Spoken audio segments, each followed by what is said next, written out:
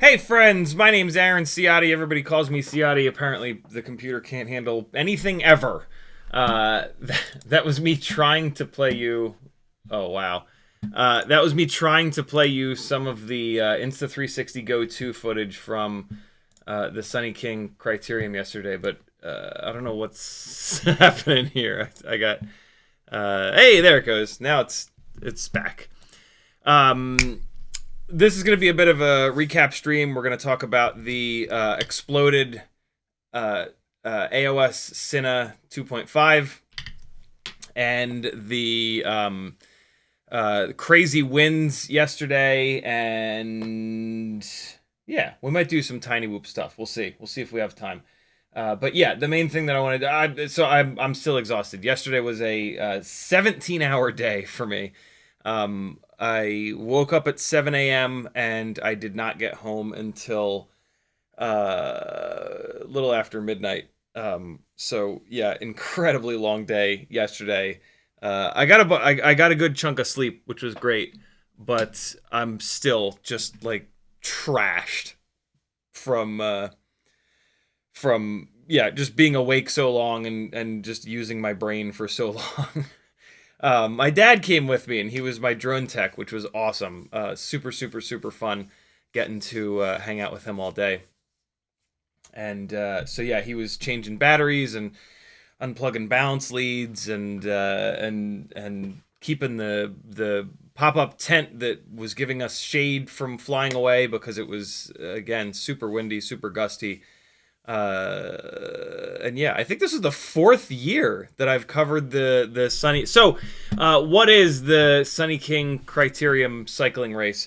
Criterium cycling races are the NASCAR of cycling races. They do them typically in cities, and they'll block off a couple. There's no other word. Blocks of the city, and then they'll run laps.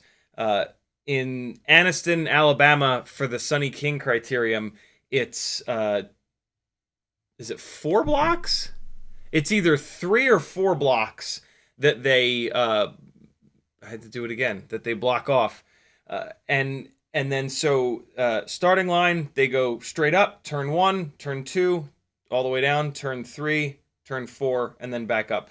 Sometimes they'll do like 3 blocks like this on certain criteriums, and they'll go like up, over, like that. But, you know, cycling races are about endurance and tactics. It's not about a cool looking racetrack. It's about, you know, the riders maintaining their the amount of energy that they've got, and being super tactical when they drop in together into the peloton. They use 30 to 40% less energy. So if you want to lead and be in the lead of the group, you're gonna burn a ton of energy. And so there's a lot of tactics, ducking in and staying on the wheel is what they say, of the bike in front of you, so that you can get that slipstream. And it's really cool to watch that, using FPV drones to drop down really low and be able to have like a tight view of that peloton, of that group of riders. the announcers are like always blown away, and they're like, this is the first time we've ever gotten to see a lot of like I mean, they've had helicopters follow them, they've had Mavics follow them and give a top-down look, but having somebody 10 feet above the heads of the riders, you really get to see the body language, you really get to see a lot of the subtleties that are lost when other cameras previously have been hundreds of feet up. And so, yeah, it's really, really, really, it's a really good use of FPV. Since it's a lot of flying over people, it's mainly flying over the competitors who are, on the waiver, and they're not, this is one of the gray areas that the FAA, one of the many gray areas that the FAA gives us. Like they don't really do a great job of differentiating like people that are on crew, right? Which is basically what these riders are. Like they're a part of the thing that's happening versus just randos, right? And so the way that a lot of people interpret the FAA's rules is that like crew is like us, and you're flying over the heads of the crew is fine. And then what the FAA says is like, flying over the heads of people are like, not on the waiver, not a part of the crew, just randos. I interpret it the other way, which is the safer way, which is that like everybody other than myself is people.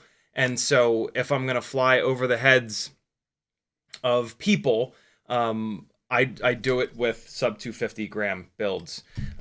What's really nice is there was a recent rule change a few months ago where if you put a waiver in, you're allowed to go up to 400 grams. So the 04 rigs that I'm going to be building are going to be based around 3-inch and 3.5-inch platforms, which will be really cool because the 2.5-inch builds are great and all, but boy are they noisy. To get enough thrust out of 2.5-inch propellers to go 30-40 miles an hour, which is what these riders will sprint when they're sprinting, that's how fast they'll go. A 2.5-inch propeller is cranking. And it is it's as the RPMs go up, the pitch goes up, as in like musically, the pitch goes up. And the 2.5-inch rigs it's not a nice noise. It's a pretty obnoxious noise that they produce. And so even just going to a 3-inch rig is going to be mega. I'm really excited about the 3.5-inch rig because I'm going to run that on bi-blades, and I'm hoping that I can get some serious efficiency out of that build. There's a chance that the extra weight of the 3.5-inch frame will offset that quite a bit, but I'm also going to a bigger propeller, so I'm hoping that bi-blade plus bigger propeller will have enough of a positive effect on efficiency to offset the negative of the frame getting bigger, the motor's getting bigger, the battery's probably also getting bigger. So we'll see. This event in Anniston, Alabama is windy every year. Usually the past 3 years, the winds have come from the north, which I don't think I previously realized. Hold on, man. I need my water's upstairs. Oh, that sucks. I didn't realize how nice that was for the wind to be coming from the north. So I basically so I kind of talked about the racetrack, start finish line, turn 1, turn 2, turn 3, turn 4. Between turns 3 and 4, they don't have any camera coverage in between those turns. They have static cameras on all 4 corners, and then they have a static camera on the start-finish line, and then they have a couple people walking around with handhelds in the start-finish line area. But the backstretch, basically, between turns 3 and 4, all they've got are these cameras on the corner. And I mean, these are big boy serious cameras, but I mean, to cover that whole stretch, they have to zoom, and when the riders are in the middle of that stretch, the coverage is not great. And so a bunch of years ago, they brought me on to cover that stretch. And so what I'm basically set up like in the middle of everything. What I basically do is I fly straight up in between turns 1 and 2, and I'll pick them up there in between 1 and 2, chase them down through turn 2, chase them all the way down the hill, and then turn 3, I'll chase them through the corner a little bit and then break off because there's a big tall building down there. Well, so I'm chasing them on this stretch. Usually the wind comes from this direction. And that's my right. And so that wind will push me to the left. Well, the riders typically ride on the right side of the road.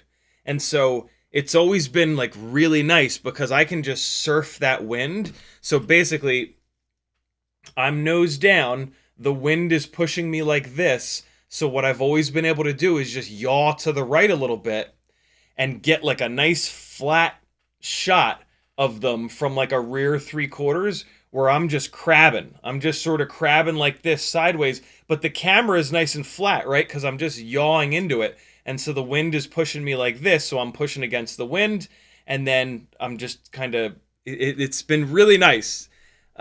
This year, the wind was from, and it's always been pretty windy. There's always been like 10 or 15 miles an hour of wind, which for a 2.5-inch rig, that's a lot, right? For like a sub 250 gram rig, 10, 15 miles an hour wind, like that pushes you around quite a bit. This year, the wind was from the ass opposite direction, and it was 20 to 25 miles an hour.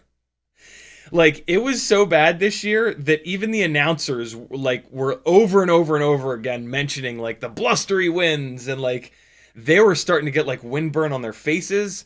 It was crazy. And so there were two big problems with that. A, the riders were still riding on the right side of the road, but now the wind is coming from this direction. So if I'd done this, it would have been pushing me directly into them. So I was having to go left roll a lot. And like sometimes I was having to like pitch back into the wind because it would gust so hard that it would like push me out into them. So I was having to play this game where I'm like down in here. And so a lot of the times the shot that I would be able to provide was like really off on the roll axis. And that's pretty jarring. You know, you've got all these static cameras that have the horizon completely level, and then you cut to the FPV camera, which is rolled over like this. So a lot of my challenges were trying to figure, and so, you know, to go on the other, so the option was go on the other side of the riders.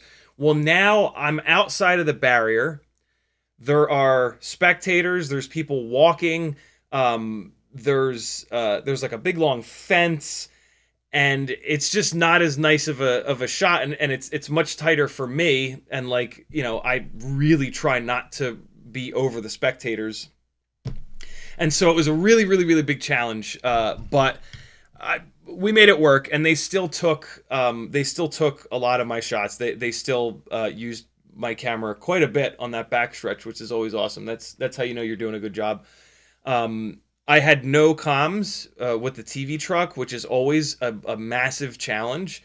This has happened to me a bunch of times, and like every time it happens, it makes me really appreciate how nice it is when I do have communication with the director, so that basically I know when he's on my camera and when I know he's not on my camera.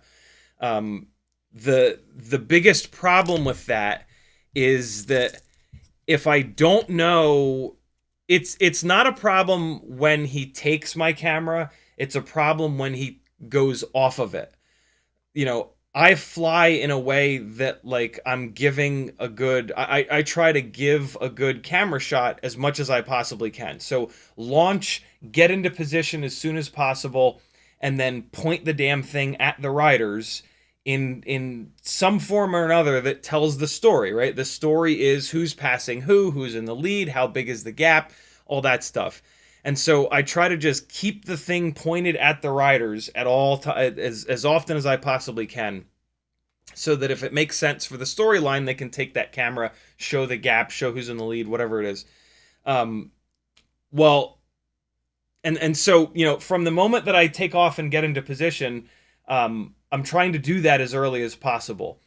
And so they can go onto my camera whenever, and I'm ready to go because I'm pointed at the riders.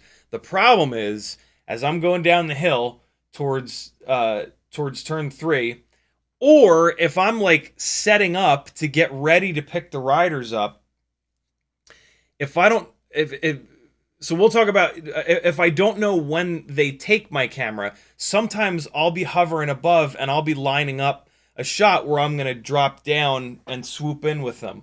Well, if I'm hovering above and I hear them take my camera, I won't split S down and dump down on top of the riders. I'll do like a nice yaw down and like descend in a way that makes more sense. That doesn't happen very often, though. I don't do the aggressive moves like that all that often.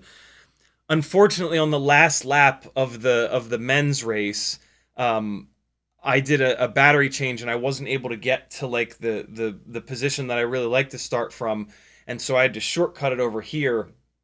And I didn't know that they took my camera, and I did a big gnarly split S and didn't really get it super clean. So that's annoying, and that would have been fixed if we'd had communication. But you know, sometimes life's imperfect, yo.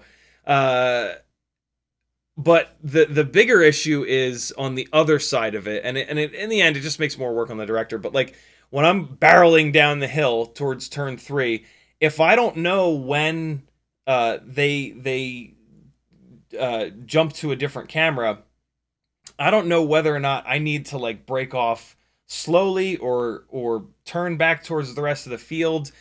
And like sometimes if I'm on the third pass in a battery, sometimes I got to get the damn thing home to get that battery off of it. And so it's really, really difficult not having communication with the director. I do my absolute best, and like I let it hang down at the bottom as long as I can, and do like as smooth of a turnaround as possible to show as much of the group of riders. But yeah, it's a massive challenge. I mean, flying live broadcast is incredibly difficult for so many reasons. Not having comms with the director, it really adds to the level of difficulty.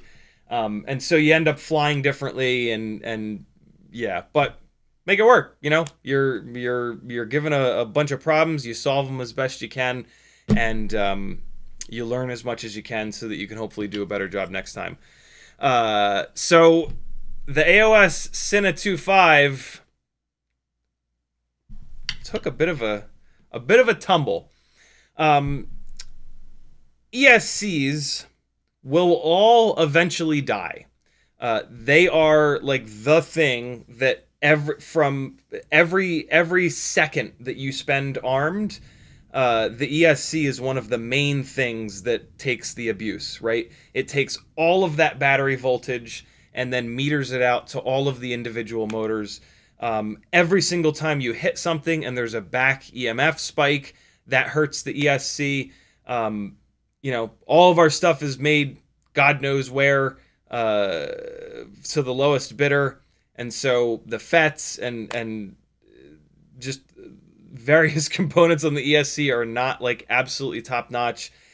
And so, yeah, all ESCs are going to fail at some point. You want them to fail at the safest possible time. And so when you're flying around people and you're flying in scenarios where you could hurt somebody or something bad could possibly happen, you got to really pay attention to this, in my opinion. It's something that I take super seriously.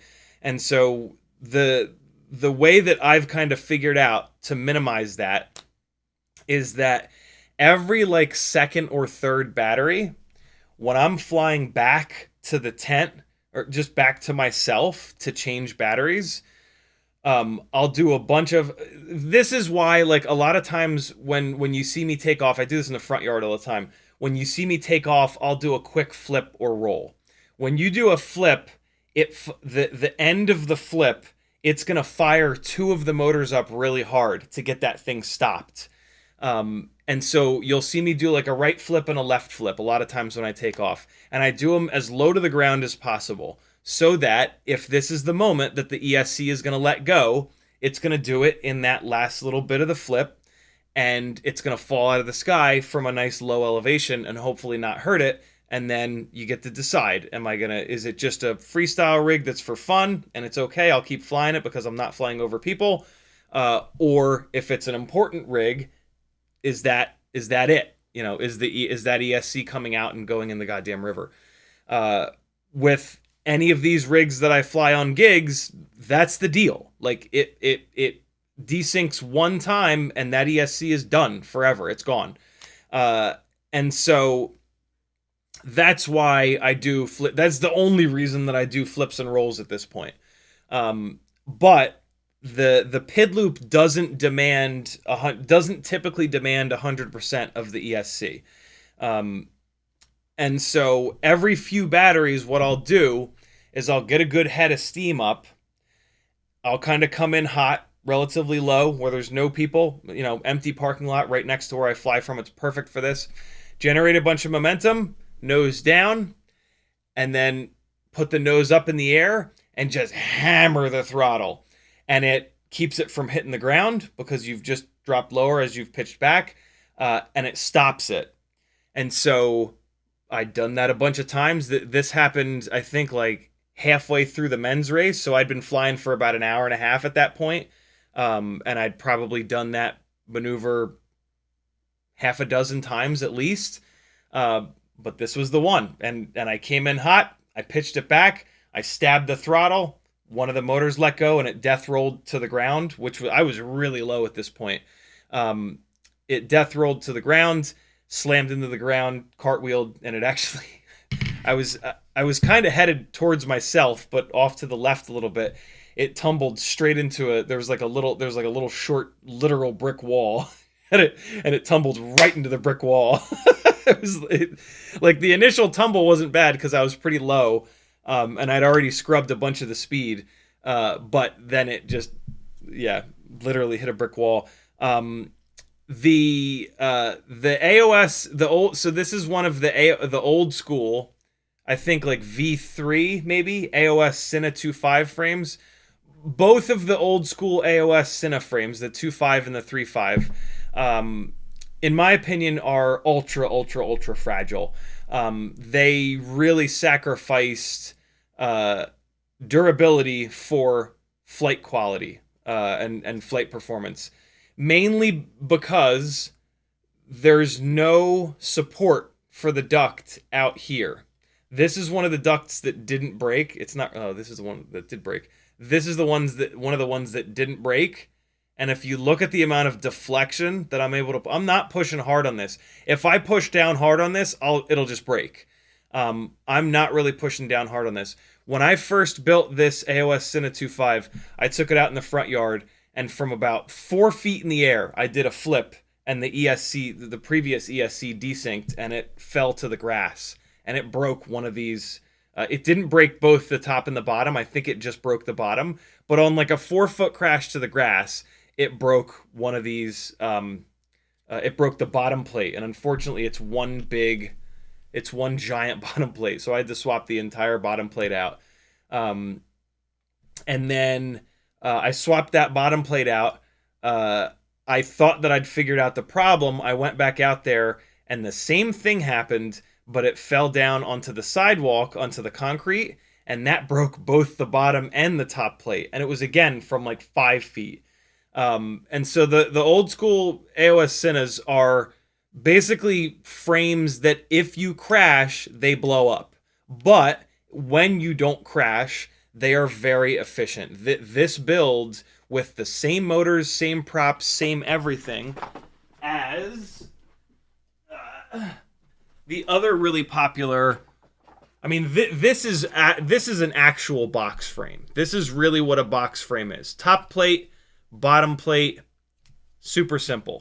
The AOS Cine is an interesting like mix of like regular build, in that it has these removable arms that are mounted to a central plate basically here, and then the prop guards are just these kind of like sacrificial thinner pieces of carbon. The old school AOS Cineframes were significantly more efficient because there's no blockage all the way around here. You got a little bit of blockage here from this arm, a little bit of blockage here from this arm, right? But you compare that to traditional box frames, and they have an additional support out here, right? So you have a lot more blocking the thrust. But having this additional support here is what makes this super strong. If this had taken that same crash, I can almost guarantee you it would have been completely fine. When I do that same kind of thing out here, it's like rock solid. The movement that you're seeing is me moving it in my hands because I'm pushing way harder on it. It's obvious, right? Like if you put energy out here, it's going to go through this strut, and then it's going to kind of triangulate into these struts. Whereas on a design like this, any energy you put here, the only support points are all the way in here. So this entire area is like just off on its own trying to deal with that force. And so basically these two rigs, it was always fly this thing for as long as possible. If it crashes, it's going to break, and then fly this. And that's exactly what happens. That's exactly what happened yesterday. And that was totally fine. Like my dad just happened to have walked out to take some iPhone footage of the riders coming by, and like he was walking back when it happened.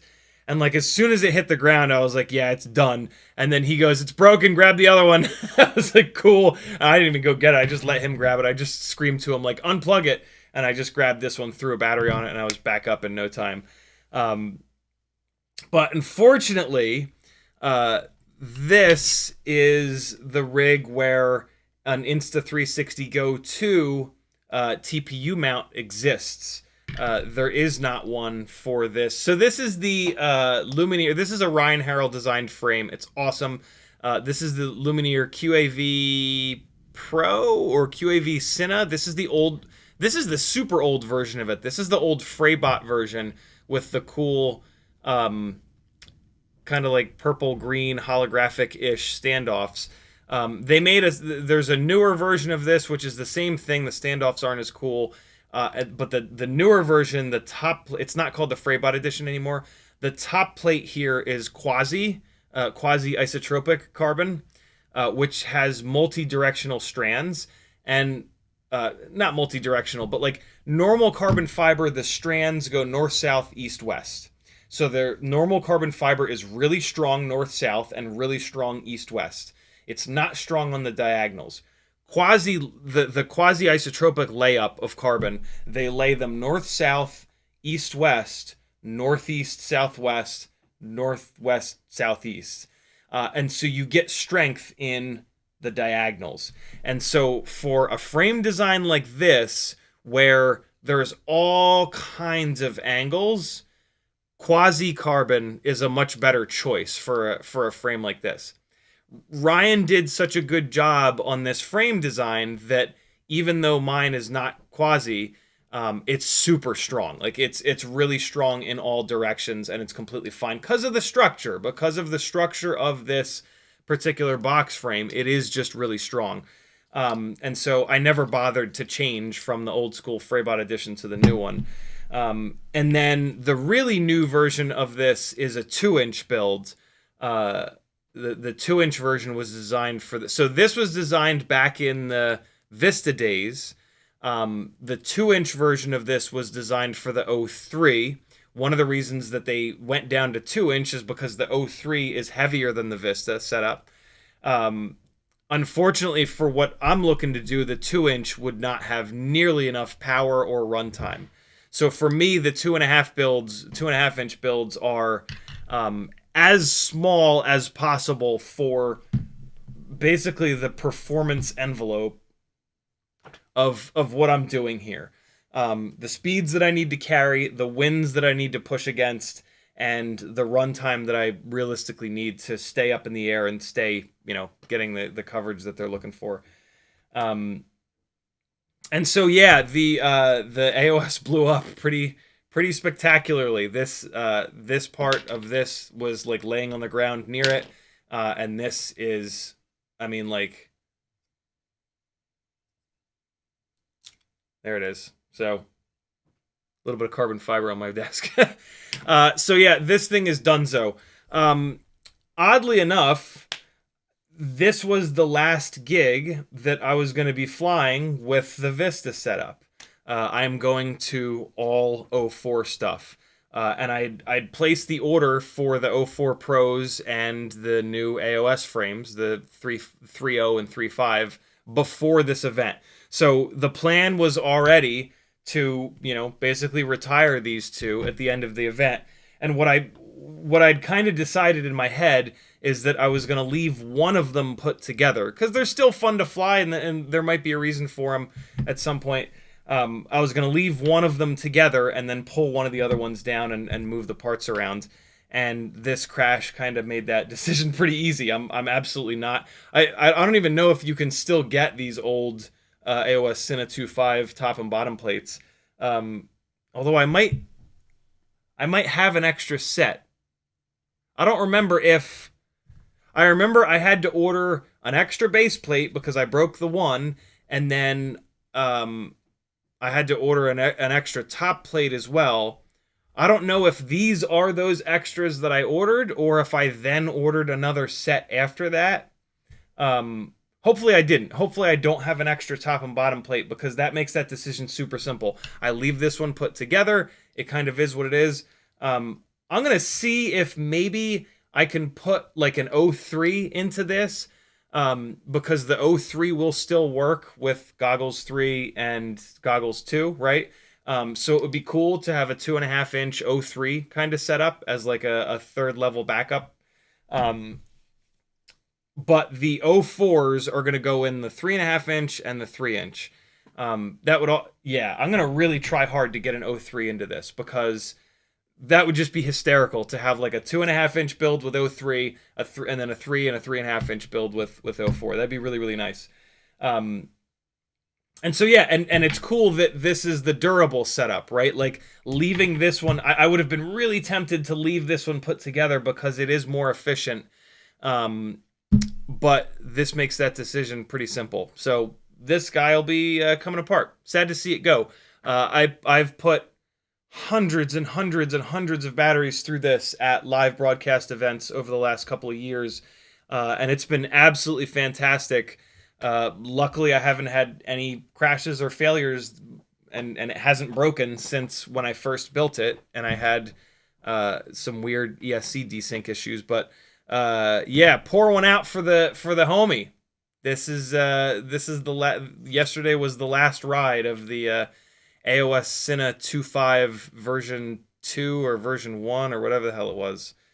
And yeah, this ESC is going away forever, because no, actually no. I will probably put this ESC into a bag that says like starting to desync on it, and eventually I'll put it into a freestyle rig and just let it die all the way, or let it, you know,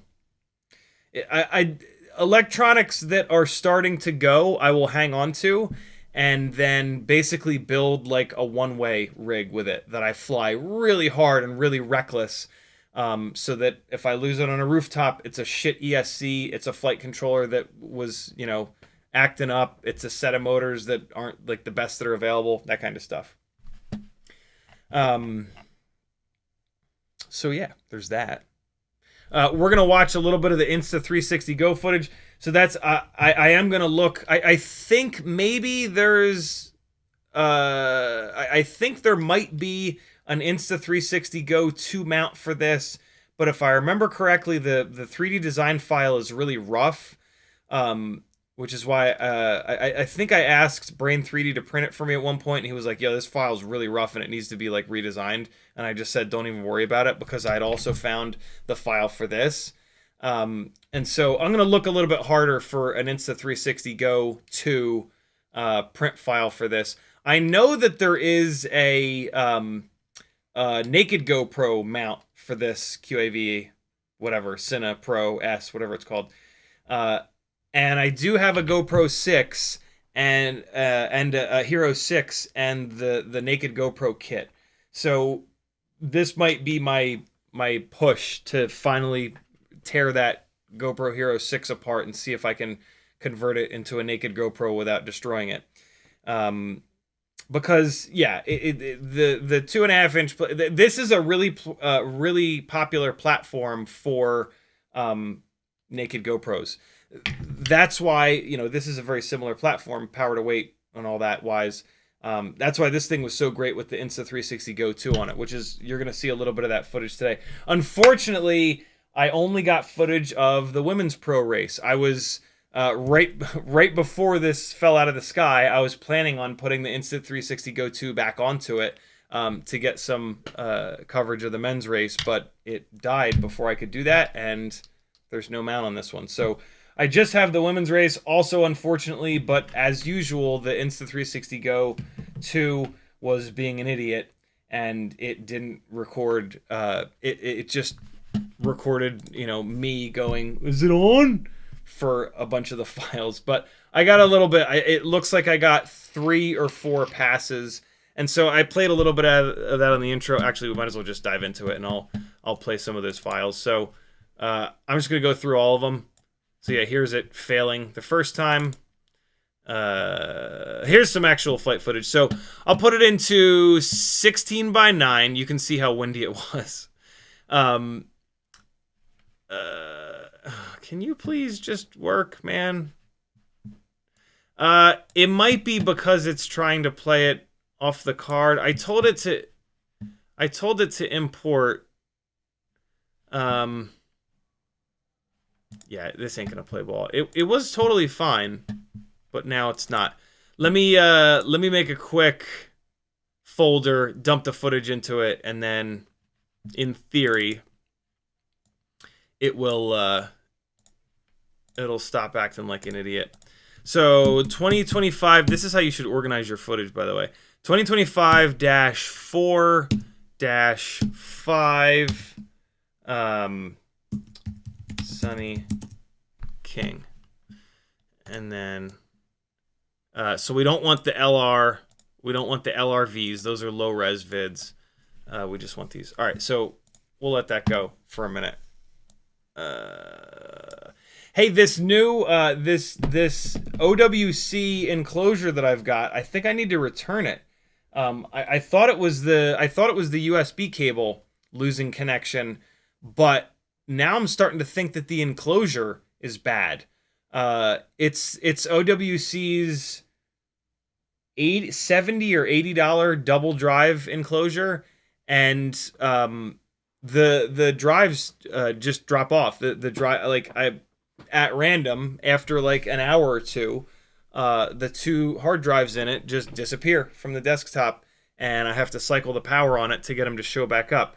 I had a weird experience with the cable when I first hooked it up, and so that's why I thought that it was that. But it's stationary now. The cable isn't moving, and it keeps happening.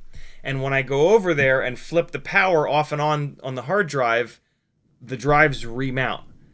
And so that shouldn't have anything to do with the cable. I already ordered another cable because I need a longer cable for it anyway, so it's fine. So I am going to try the new cable, but yeah, I think I'm actually going to have to return the fucking drive.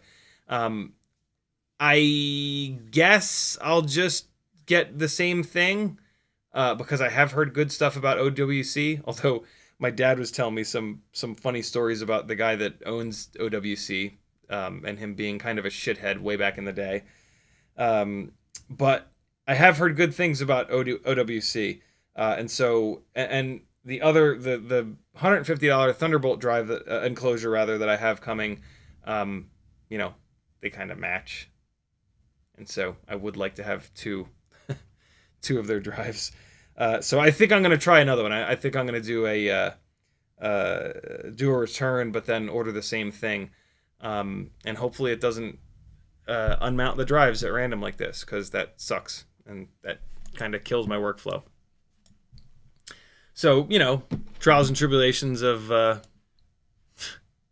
computer stuff being garbage, as usual, it feels like.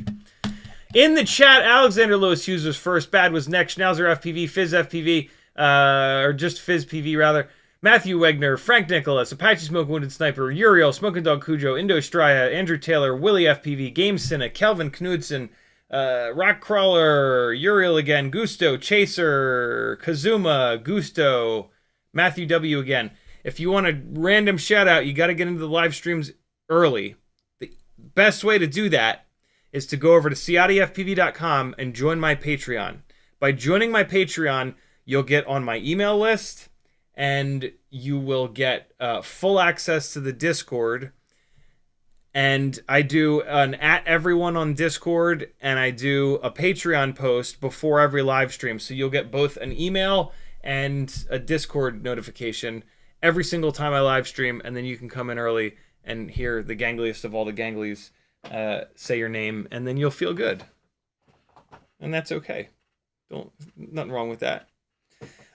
There's a lot of ways you can support me over on CiottiFPV.com. This is a totally crowdfunded thing.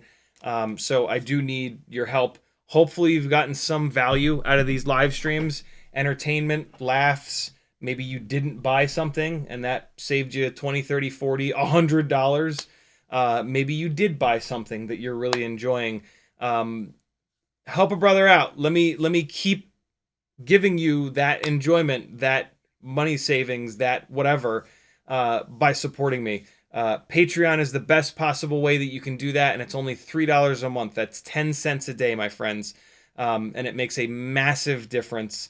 It is the only way that I'm able to do this full time and do this many live streams and help this many people and do this much testing and all that good stuff. If you're on the $3 a month tier, tomorrow is the first Monday of the month. And so tomorrow there will be 4 giveaways. 3 of those giveaways are for patrons. You can get in on those giveaways by getting a little bit north of the $3 a month tier. There's a $5 a month tier, which is going to enter you to win Tiny Whoop and toothpick parts. There's a $10 a month tier, which will enter you to win 3-inch and Cinewhoop parts. There's even a $20 a month tier for 5-inch parts. There's also a $1 a day, $30 a month tier if you really want to help me out. And that'll enter you to win all 3. So if you really want to win, that's how to do it. But, you know, $1 a day is a real amount of money. But $3 a month, 10 cents a day, my friends. Help me out. I'll help you out. And away we shall go. If you're on the $3 a month tier, though, just think, an extra $2 a month. What's that? $24 extra a year. And if you win one of the Tiny Whoop giveaways, it's like $50 worth of stuff usually. And so, you know, that'll cover that extra $2 for a long time. Help a brother out. Join the Patreon. There's also an Etsy store where you can get all kinds of fun stickers. There's a Fiverr page where you can work one-on-one with me if you really want to learn stuff quickly. There is a whole bunch of affiliate links. When you're doing orders on the internet, someone has an affiliate link to that website. Use it. It's free money. There's no negative for anyone involved other than the website when you use an affiliate link. So change your bookmarks to someone's affiliate links. If you don't use bookmarks, you can remove your automatic suggestions in your URL bar when you start typing a website. So remove your current like Amazon.com automatic suggestion and replace it with and just click my Amazon affiliate link a few times in a row. And that'll tell your browser that when you start typing Amazon, you actually want to go to that affiliate link. Your browser doesn't know that it's an affiliate link, but some of these are actually gone forever, for the record. This is just all of the stickers that I've ever made. Most of these are still available over on the Etsy store, though. That's how this is glow in the dark. That's how you support me, my friends. Do it, and I'll keep doing this, and you can keep learning. Sound good? Thanks for all that you guys do. You do a wonderful job in helping me out here and keeping this thing going. It's very cool. You should be proud of yourselves. You really should be. It's cool for, you know, a whole bunch of people to get together and do something awesome. And that's what you all have done. It's very cool. And I appreciate it. All right. Enough shillings. See what I did there? I didn't really do it. Apache Smoke Wounded Sniper says, good evening, CiottiFPV. Have a great stream. I'm a bit busy studying. Apache Smoke Wounded Sniper, is who's been doing all of the awesome timestamps for the streams moving forward. Quadbot is the guy that's been doing them for the streams moving back. So if you ever see them leaving a comment, give them some love. They are some awesome people that make it so much easier to find answers to your questions on old live streams.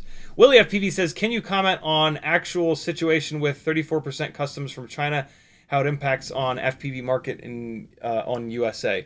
I can't. I don't work for the government or have any understanding of any of that shit. I try to distance myself from it as much as possible.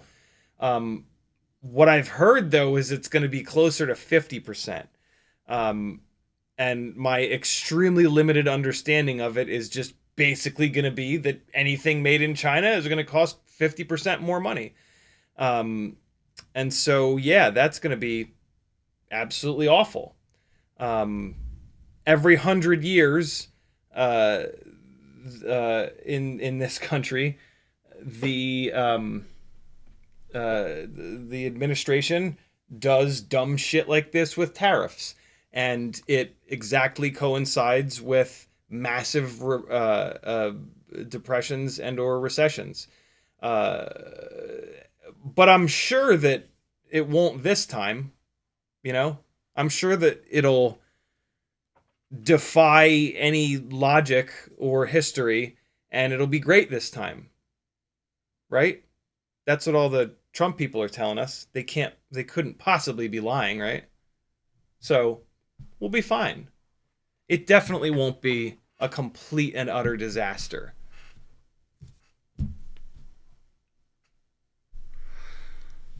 If only, you know, if only someone had tried to tell them, or there'd been like, I don't know, a 4-year period where we'd gotten to see what a horrible human being looked like.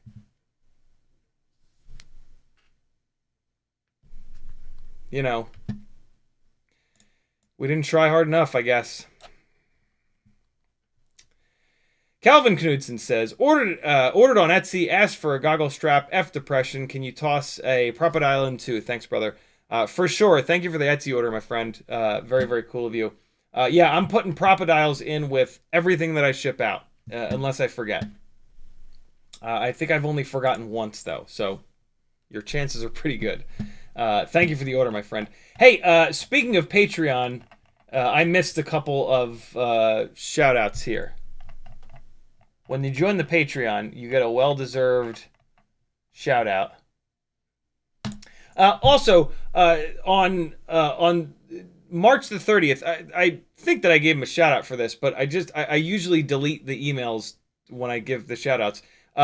Craig Meyer sent me a $50 PayPal when I was having problems with the hard drives. He says to help pay for better external drives for your system. Thank you so much, Craig. Very, very cool. Super, super, super appreciate that. I'm always worried that like I'll miss these emails during a live stream. And so, yeah. Thank you, brother.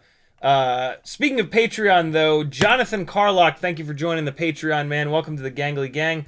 Joining the Patreon is also the only way to get into the Gangly Gang. So, you know, if you want to be a part of the gang, it's the only way. Chaser FPV, welcome to the Patreon and the gang, my friend. Thank you very much. Cole Morris, welcome to the gang, brother. Thank you. Paul Foisey, thank you, dude. Welcome. And I think there's a couple more. Yeah, Whoopee, welcome to the Gangly Gang. Thank you for the support. Here's your Etsy order. I see the email here. I'll get that shipped out in a couple days. Man, I got a busy week ahead of me. That company that I worked with, if you guys remember, the company that I worked with that was wanting to get up in the air with FPV stuff, their stuff is all finally here. Scott Harper as well. There it was. Scott Harper, welcome to the gang, brother. Thank you for the support. It means a ton. Yeah, all their stuff is here. So I've got 6 533 built rigs with every single different video system and transmitter link that need to be bound, and I'm gonna put like a half a battery through each one of them just to make sure that they don't like immediately fall out of the air. I also need to see how they fly with these lithium-ion 18650 batteries that I kind of took a chance on and ordered 6 of. Well, I didn't order them, but I told them to order them. So yeah, if I fly a tiny whoop, I'll show you. I have everything all lined up in front of the couch over there. It looks kind of funny. So yeah, I've got a big ass chunk of work to do this week, but it's good. I've already done like 4 hours of work for them. And this should be another like 6 or 7 or 8 hours. So that's half decent money for doing something that I didn't hate. What they really wanted was for me to custom build all of these, and I said no to that. I was like, you know, I hate it. I'm not doing that. But luckily 533 was willing to, you know, they build stuff and they allow you to choose your video system and your receiver system. So I was able to say like, hey, are you willing to do like one of every? I had to figure out like the setup, like which video system would go with which receiver. Not that it really matters, but yeah, they were willing to do that. So that was super cool.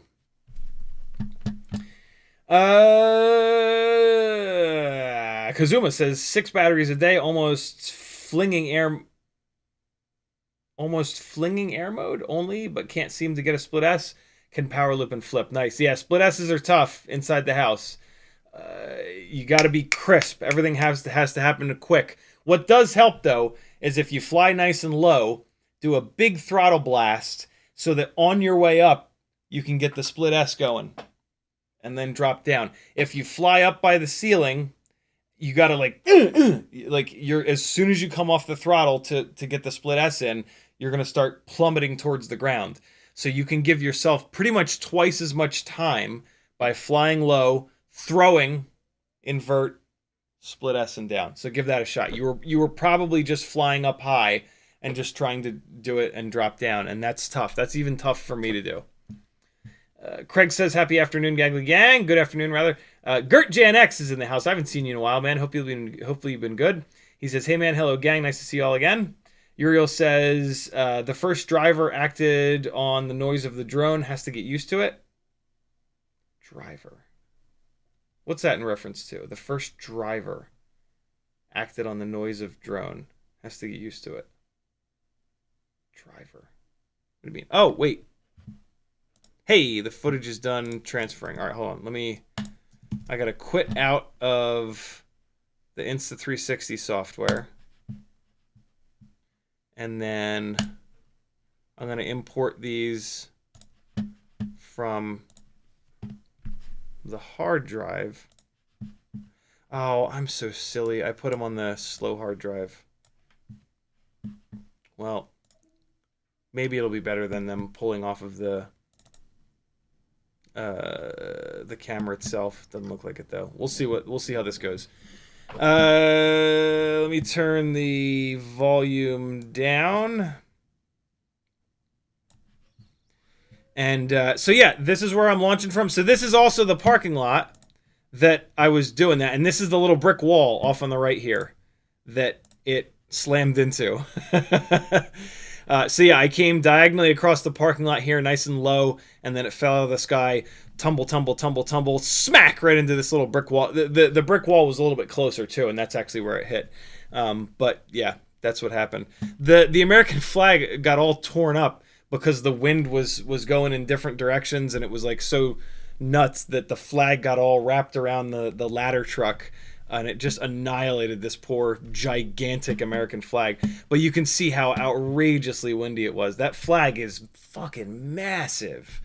And it was like straight out at certain points. It was nutty. So this is what happens when the battery change goes a little bit too slow. We've got the main group of riders going through right in front of me. This is what I don't want. I think this was caused by the Insta360 Go being a little bit of a dick. But this is not ideal. I hate launching this late and having to try to go chase him down like this, but sometimes it's just what you have to do. Lay into the throttle, get it going, dodge the power lines, and pick up the group. So this is the women's pro class. These are professional cyclists from around the country. These are some of the best female cyclists in the US. Was able to just barely catch them. So that's turn 3. So now we're going back uphill. I try to do this run over here, again, as low as possible, so that if it falls out of the air, it doesn't hammer to the ground and destroy everything. Also, I'm off the racing circuit, so if it falls out of the sky, there's not going to be a cyclist that comes through and has to dodge it, or, God forbid, goes over the handlebars. Nice safe run back, slow down here a little bit for this road. That is actually this is me getting a little confused. I have the same nose down attitude here, and it just stopped. I just stopped going forward. The wind was coming down this alleyway so hard, the headwind was so bad that I'm like, dude, what is happening? I had to push the nose down even farther to push through the headwind, and then once I got out of that alleyway, it accelerated a bunch. It was just nuts, man. This guy was super cool. I was talking to him back and forth with the quad. I landed on his little. He's one of the fire department guys that they're set up like right down the little street from us. So I would like land on the roof of his of his golf cart every once in a while. It was kind of nice because it got me up over the fence, but this little spot for landing was actually better because I was a little bit closer, and I could see them coming. I don't know what happened here. I think I might have taken the goggles off for a second because I just missed the group of riders, or I might be waiting for. Yeah, why did I miss them? I think I remember something was going. Oh yeah, there was a battery that was acting weird on the charger. Oh no, yeah, no, okay. I was waiting for the breakout rider. So this is a rider that has broken out from the group. Apparently not. No, yeah, something was going on with the charger. Sometimes when there's just one breakout rider like that, I will chase them. But like from a storytelling perspective, that person is in the lead. They're just pedaling their bike. There's not a whole lot of story there. So I think I had previously chased her on one run. After that, I usually won't chase them again. I'll pick up the rest of the pack here because there's multiple riders that are, potentially moving around, and there's a little bit more of a story to kind of tell here. Huge burst of wind there that pushed me way out, and I almost got into that telephone pole. That was really surprising. Again, two things. I wasn't used to the wind being in this direction, but also it was gusting like crazy. You could see the flag all the way out. Picking them up here, kind of trying to show the gap. The gap to that breakout rider is so big that I can't show it without going 100 feet in the air. And with the wide angle stuff, you don't really want to do that. So I kind of focused on this group and tried to show the gap between these lead 2 riders, and then coming into turn 3 here for the turnaround, not knowing whether or not they're on my camera or not, so just trying to give them the longest possible shot. When the wind was super gusty, I would use that little spot to get off the racing circuit. When it was less gusty, I would go down past those trees, but I had a couple experiences where I would be near those trees and I would catch a gust and it was a little sketchy. And here's coming home. There's my dad helping me out, figuring out the battery situation. And that's it. So that was when I put the Insta360 Go 2, usually I can do that 3 times. With the Insta360 Go 2, an extra 26 grams, I could do a third run, but it was just a little sketchy. And on that particular situation, I was sitting there for a while, and so I came back after 2 to do another quick battery change. I think this is the Insta360 Go being a jerk again. It sure is. So that's a worthless file. Here's a good one. Get into 60. So by the way, I do have Insta360's flow state stabilization turned on with horizon leveling. This is now raw. This is no stabilization, no horizon leveling. this will really show you the angle that I had to fly at. Again, that's me scrambling to catch up with them on that first run. All of the shakiness is the wind. These rigs are tuned extremely well. There's not a whole lot you can do about prop guarded rigs in the wind, especially wind like this, to keep that wobbling and bobbling out. So this is what I was talking about. The wind is pushing me in this direction. So if I didn't see spectators along that sidewalk, I would actually use this sidewalk area because this is a better shot. This is a shot with the horizon more flat than when I'm on the other side. That's me not doing a great job of keeping the riders in focus. See, so this, sometimes I ran this, but you can see me pushing against the wind there. It was just crazy. And those buildings are making the wind swirl.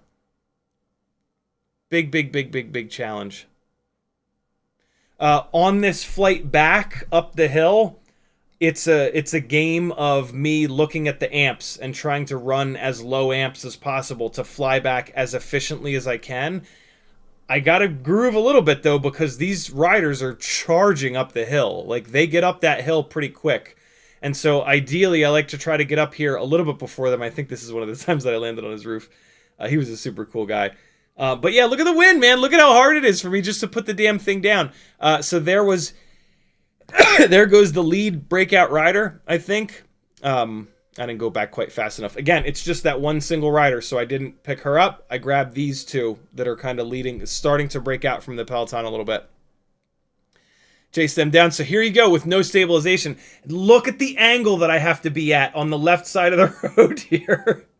And now that big gust, so that's the gustiness. That's what happens when I go across, right? So there's a column of air coming right now, but see this building on the left? Now this building is blocking it, so I can get myself back to the left. Well, now I'm going to cross this street, and there's just this huge tunnel of air, and now watch it. Watch this air push me all the way back to the right, and it's just, a lot of times I'm like, well, screw it. I'll just let it push me. Bunch of people walk in, so now I don't want to be flying over their heads. I come back onto this side and just kind of try to deal with it. It was really tough, but working it out as best I can. You can really see the on again, off again, on again, off again wind. I'm actually really curious to see what this looks like with the horizon lock turned on. So we'll turn on flow state, and then we'll leave full flow state, which is going to be the horizon lock. Let's see how much that cleans it up. It probably looks great because Insta360 did an awesome job with their with flow state and with the horizon leveling. Oh man, you can really see it. It looks like I'm just starting and stopping.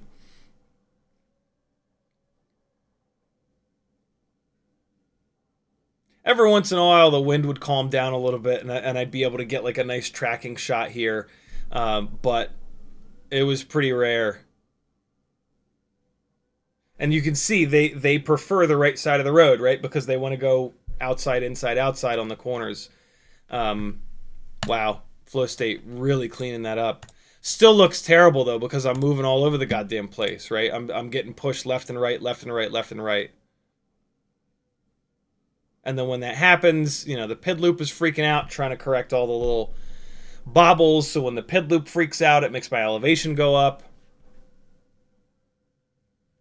Hell of a challenge. Really fun to have this much of a challenge. What else we got? I think this is the... Oh, what the hell? Oh, I just bailed on it before I flew back, I guess. So this is the Insta360 lasting until I got back. That's nice. Usually it dies before I get back to the tent.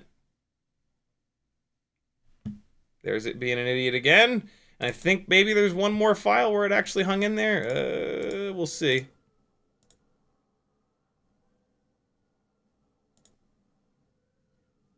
This is so let's turn off horizon lock but we'll leave the other setting is FPV stabilization. That turns off the horizon lock, but it leaves the stabilization on. So this will get all of those wobbles out.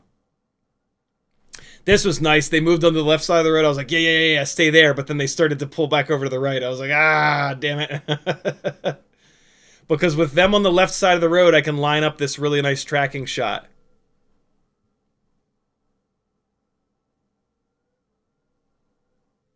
Not bad.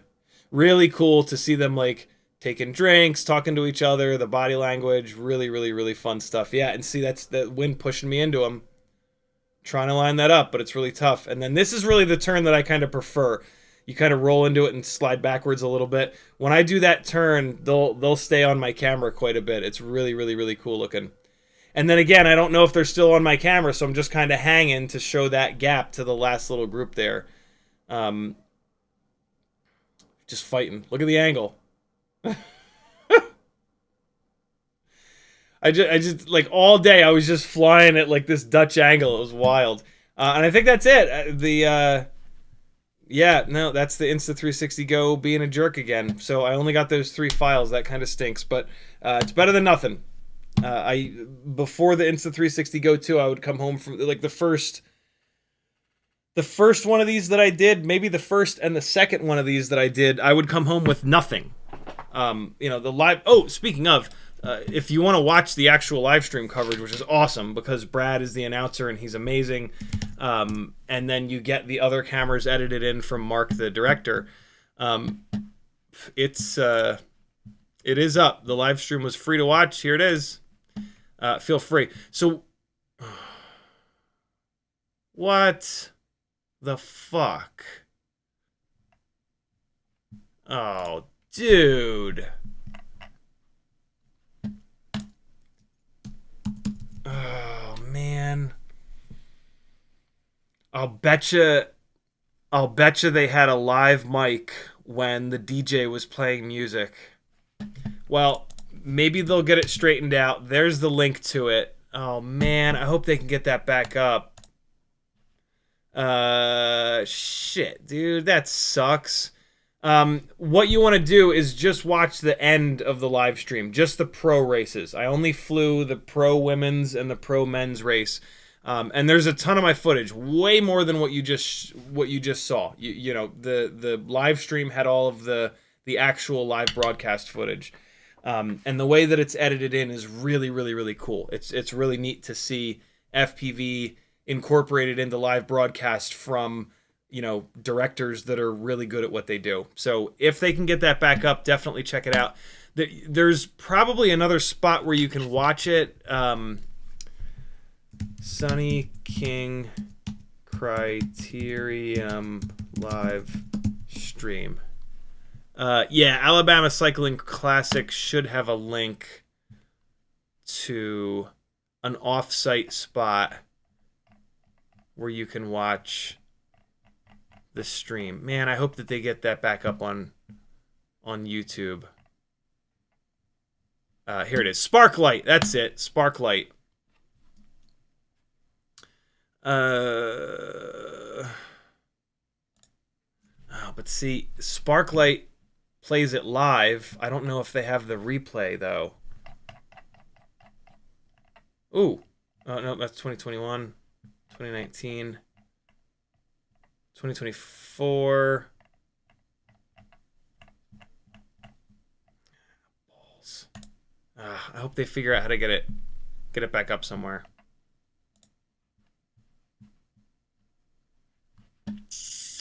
I think there's another spot that has it other than Sparklight.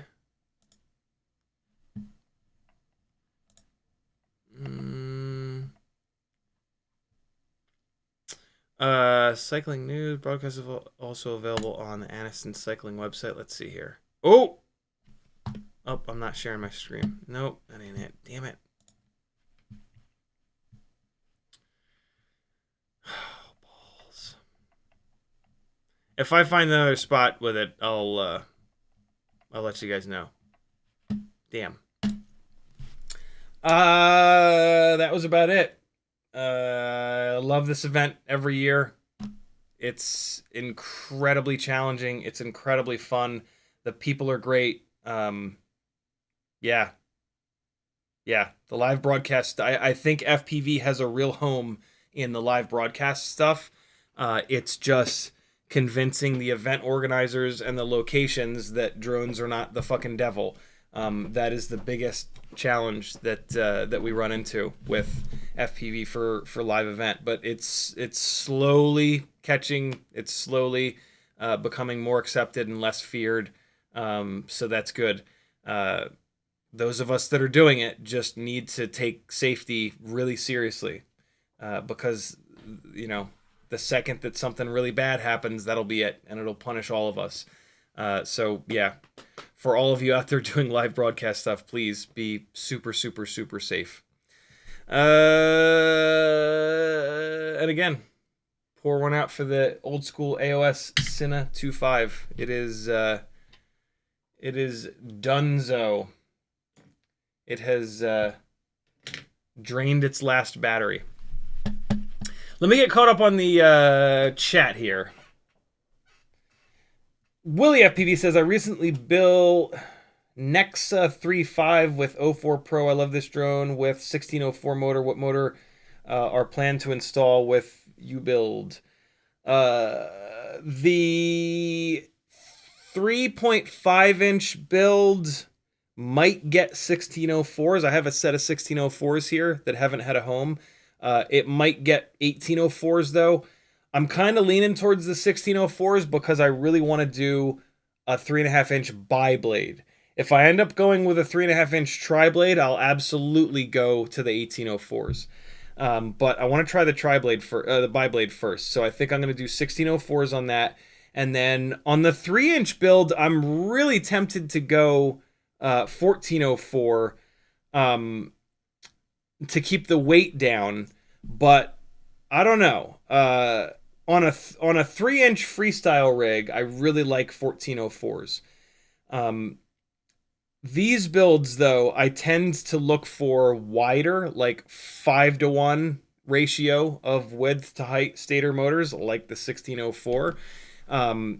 Just so that the motor stays absolutely as cool as possible. But I have a set of perfectly good T-Motor 1404s that are going to be coming off here, so I'll probably do these. I'll probably do these 1404s, yeah, we'll see how it is. But with these builds, I will usually do a couple different. I'll usually like try a set of motors. Make a note of what the runtime was, or go out front and do some testing, and then swap the motors up and see how that affects the runtime, see how that affects the flight feel. The biggest problem with live event flying is that you can't get any stabilization. So you are on your own and you are flying outside. And so the wind is a massive problem. So you need to have really, really, really good response time, but you also need to have something that's like super consistent. So but then you also need to be as light as possible for the runtime. So it's a really interesting balancing act of those things. These T-Motor 1404s are incredibly powerful for their size. I've been really, really, really happy with them on these high pitch 2.5-inch tri-blades. These are the Azure 2540s, I believe they are. These are the most thrusty of the 2.5-inch props, and they are aggressive, man. Like when you go full throttle with these things, they make power. And so yeah, 2.5 inches is not the best size. Now that I'm going 3-inch and 3.5-inch, it's going to be so much easier from a propeller perspective because there's so many more options. With 2.5-inch rigs, there's not a lot of good options for a build like this. You've either got like 4, 5, 6, 8 blade Cinewoop specific slow flying propellers, or you've got freestyle propellers. The rigs like this need more of a freestyle propeller, but a lot of pitch. And there just aren't many pitchy props available. And so, yeah, it was a struggle to find a set of props that would really work well with these, but these Azores were a bit of a godsend. So we'll see. Alexander Lewis Hughes says those wind conditions sound horrible. Now you know how I feel filming that kiteboarding stuff. As you say, there's only one side that's easy. The other side is always tougher. Yeah, it's brutal. Absolutely brutal. Uriel says maybe you need one bigger with gimbal. Is it for pro pilot, not option at heavy winds? I would. The dream is to build a dual operator rig with a gimbal, but the folks that have been hiring me don't have budget for an entire additional human being to be there. Also, the gimbal is going to add a significant amount of weight, and it's going to make it even less aerodynamic. And it's not there for this. Like, the gimbal stuff is going to work for like flying concerts, just basically flying stuff where you can just damn near hover the entire time, you know? It's not going to work for these action sports, 30 mile an hour, 35 mile an hour, 40 mile an hour scenarios, to stay, the 400 gram number is nice and all, but like, I'm not going to be at 399 grams. I don't want to be that heavy. Like somebody getting hit in the face by a carbon fiber, thing like this at 400 grams, like, that's a scenario where you could become that guy that is on the news. And I don't want that. I'm going to the bigger props for the extra efficiency and the decrease in noise. I actually, when I was just testing before the pro races, I put the...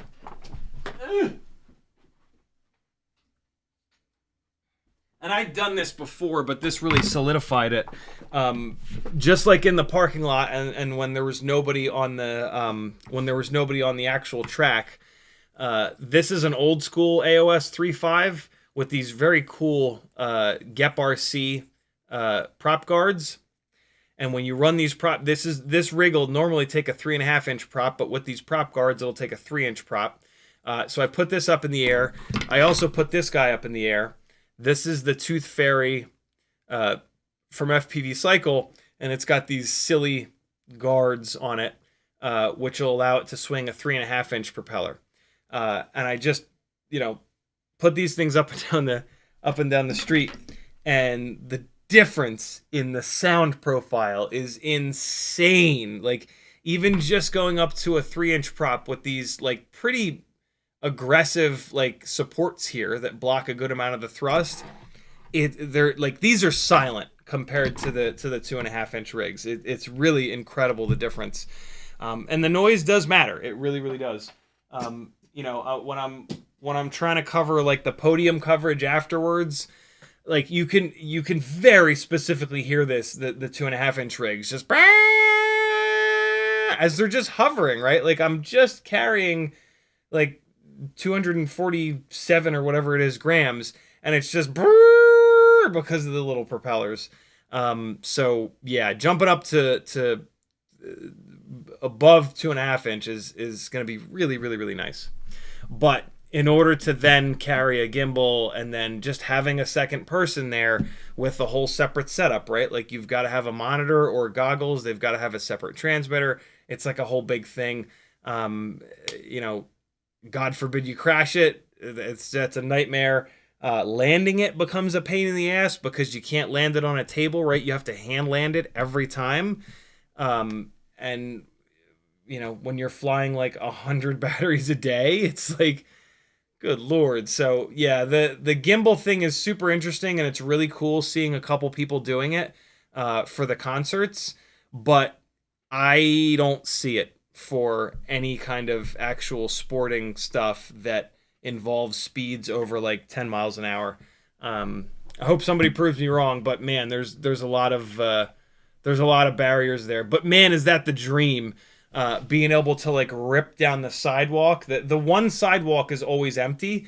Being able to bomb down that sidewalk with trees in front of you and the camera facing completely 90 degrees flat, like tracking those riders, like dropping down low elevation to put like the fencing in front to show like the sense of speed. That would be so cool. But you know, that's a much higher budgeted event. Cycling is interesting. The people, cycling is obviously super popular, right? Like you see cyclists all over the place with their Power Ranger suits on, blocking traffic. Those are people that are doing it to get in shape and for exercise and because they love doing it. Then there's the people that race, and so now you have to have an audience to watch the racing, and that's where there's a little bit of a struggle. There's actually not tons of people that love to watch cycle racing, but then you've got these massive sponsors because they can sell a lot of the gear. So it's these cycling events. Like you would think that they would have an infinite budget, but they absolutely don't because the viewership is just not there. It's super. It took me a while to understand that, but yeah, not a lot of people in cycling like to watch the races. They like to do it for themselves. They like to go out and ride themselves. Kind of makes sense. Like, you know, once that kind of sunk in, I was like, oh, okay. Andrew Taylor says, no comms at all on that job is wild. I checked out that stream. Your drone shots made it 100% more interesting to watch. Thank you, dude. I love the Dutch tilt and the shots flying towards the sunset. Yeah, one of the coolest things about the Sunny King Criterium is the fucking sun comes down right on the outside of turn 3, and the pro races start at 5 p.m. So like I go up in the air at the very beginning of golden hour and I just fly all through golden hour, all through blue hour. At the end of the event, like it was dark. Like it was dark enough where, and you'll know exactly what I mean, every time I took my goggles off, I would go, holy shit, it's dark out here, right? Because all of our cameras are so good at opening up the exposure and letting extra light in. For the last like 4 or 5 batteries yesterday, and this happens every year, it's that like, whoa, it's dark as shit out, bro. So, yeah. Willie FPV says, how did you give them HDMI out live? DJI or something else? Yeah, DJI. Speaking of, I am very happy that will probably be the last time that I have to use this goddamn thing. It's not that bad, but so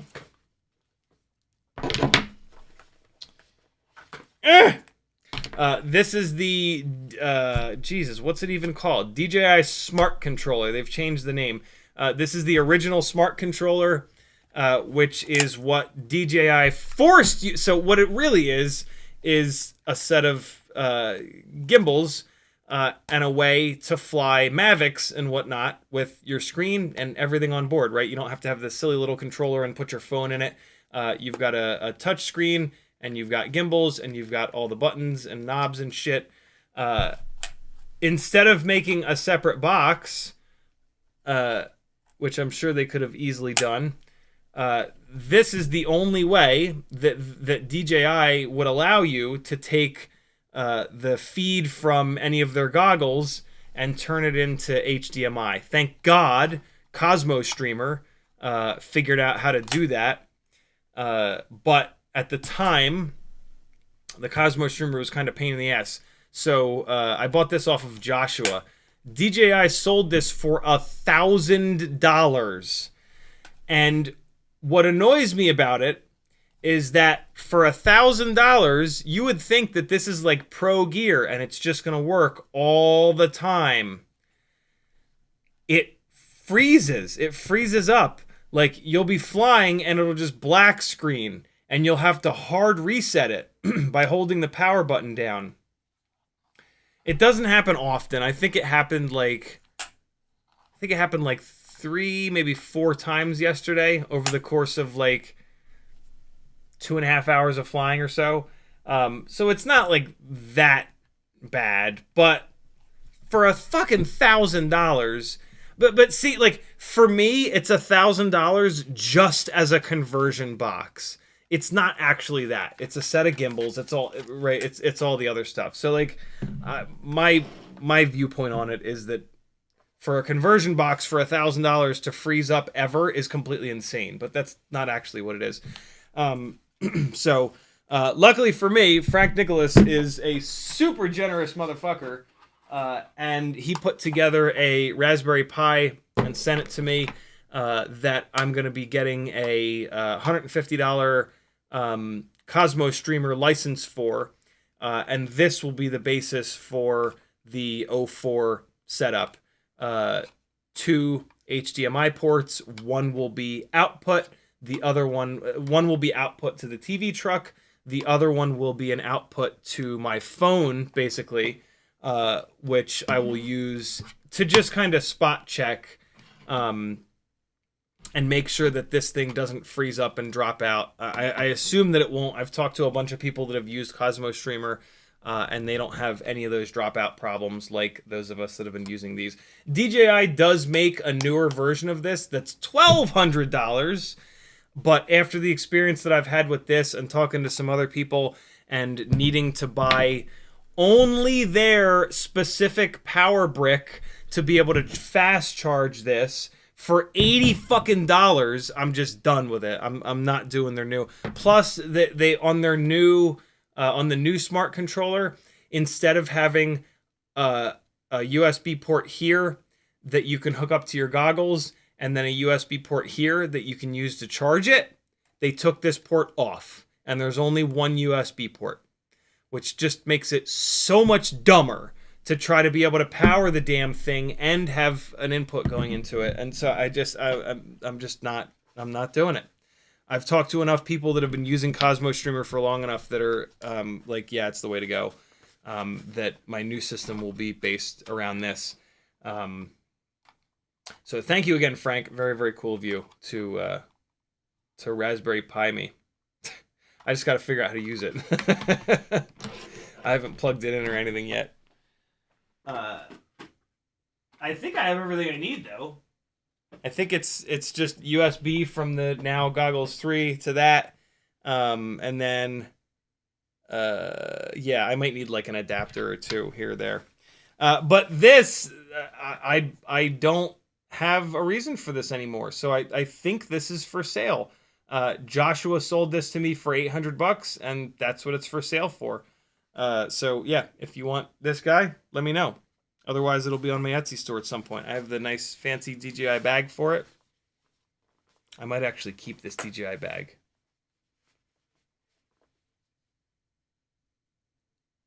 We'll see. No promises. Cable. I will need these cables, so you don't get the cables either. But you will get the $80 power brick, which I did not get with it. Joshua had lost this, so this will come with it. So it's actually a better deal than what I got from Joshua.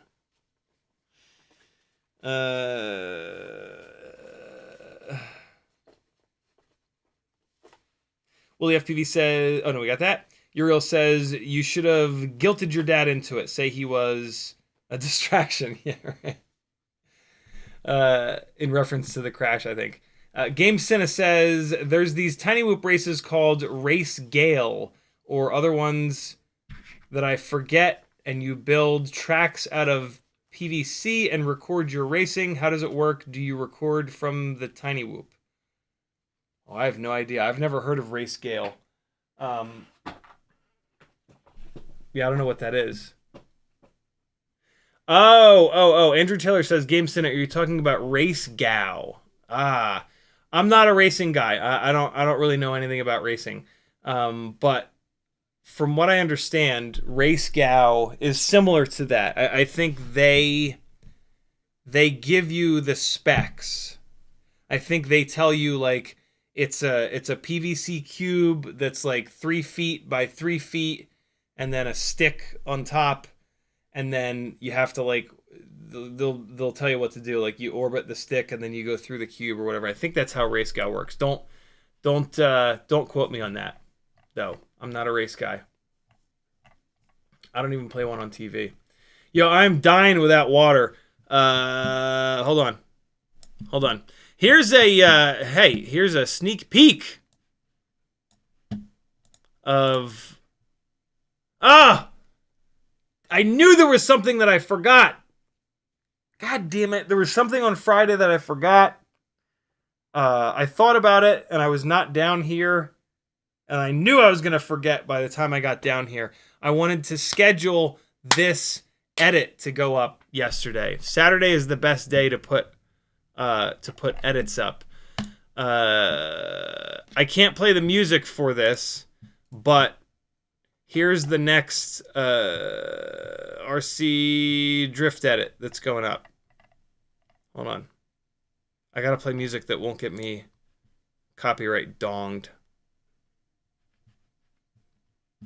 Come on! There we go. Is this one of the good ones? Nope. This one's okay, and it's long enough. When this edit goes up, it'll have proper music, but hold on. Test day. 4K test day. Yeah, so this is gonna be the next edit that's going up. I gotta go get water. I'll be right back. I'm just gonna play this through the speakers. Oh, you fucking idiot.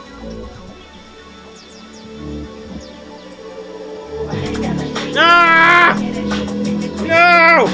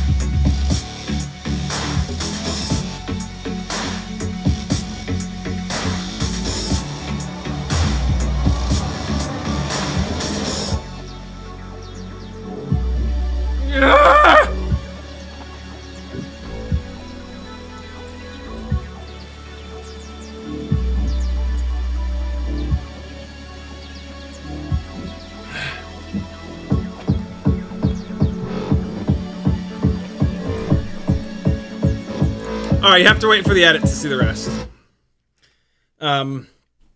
So that's the 4K.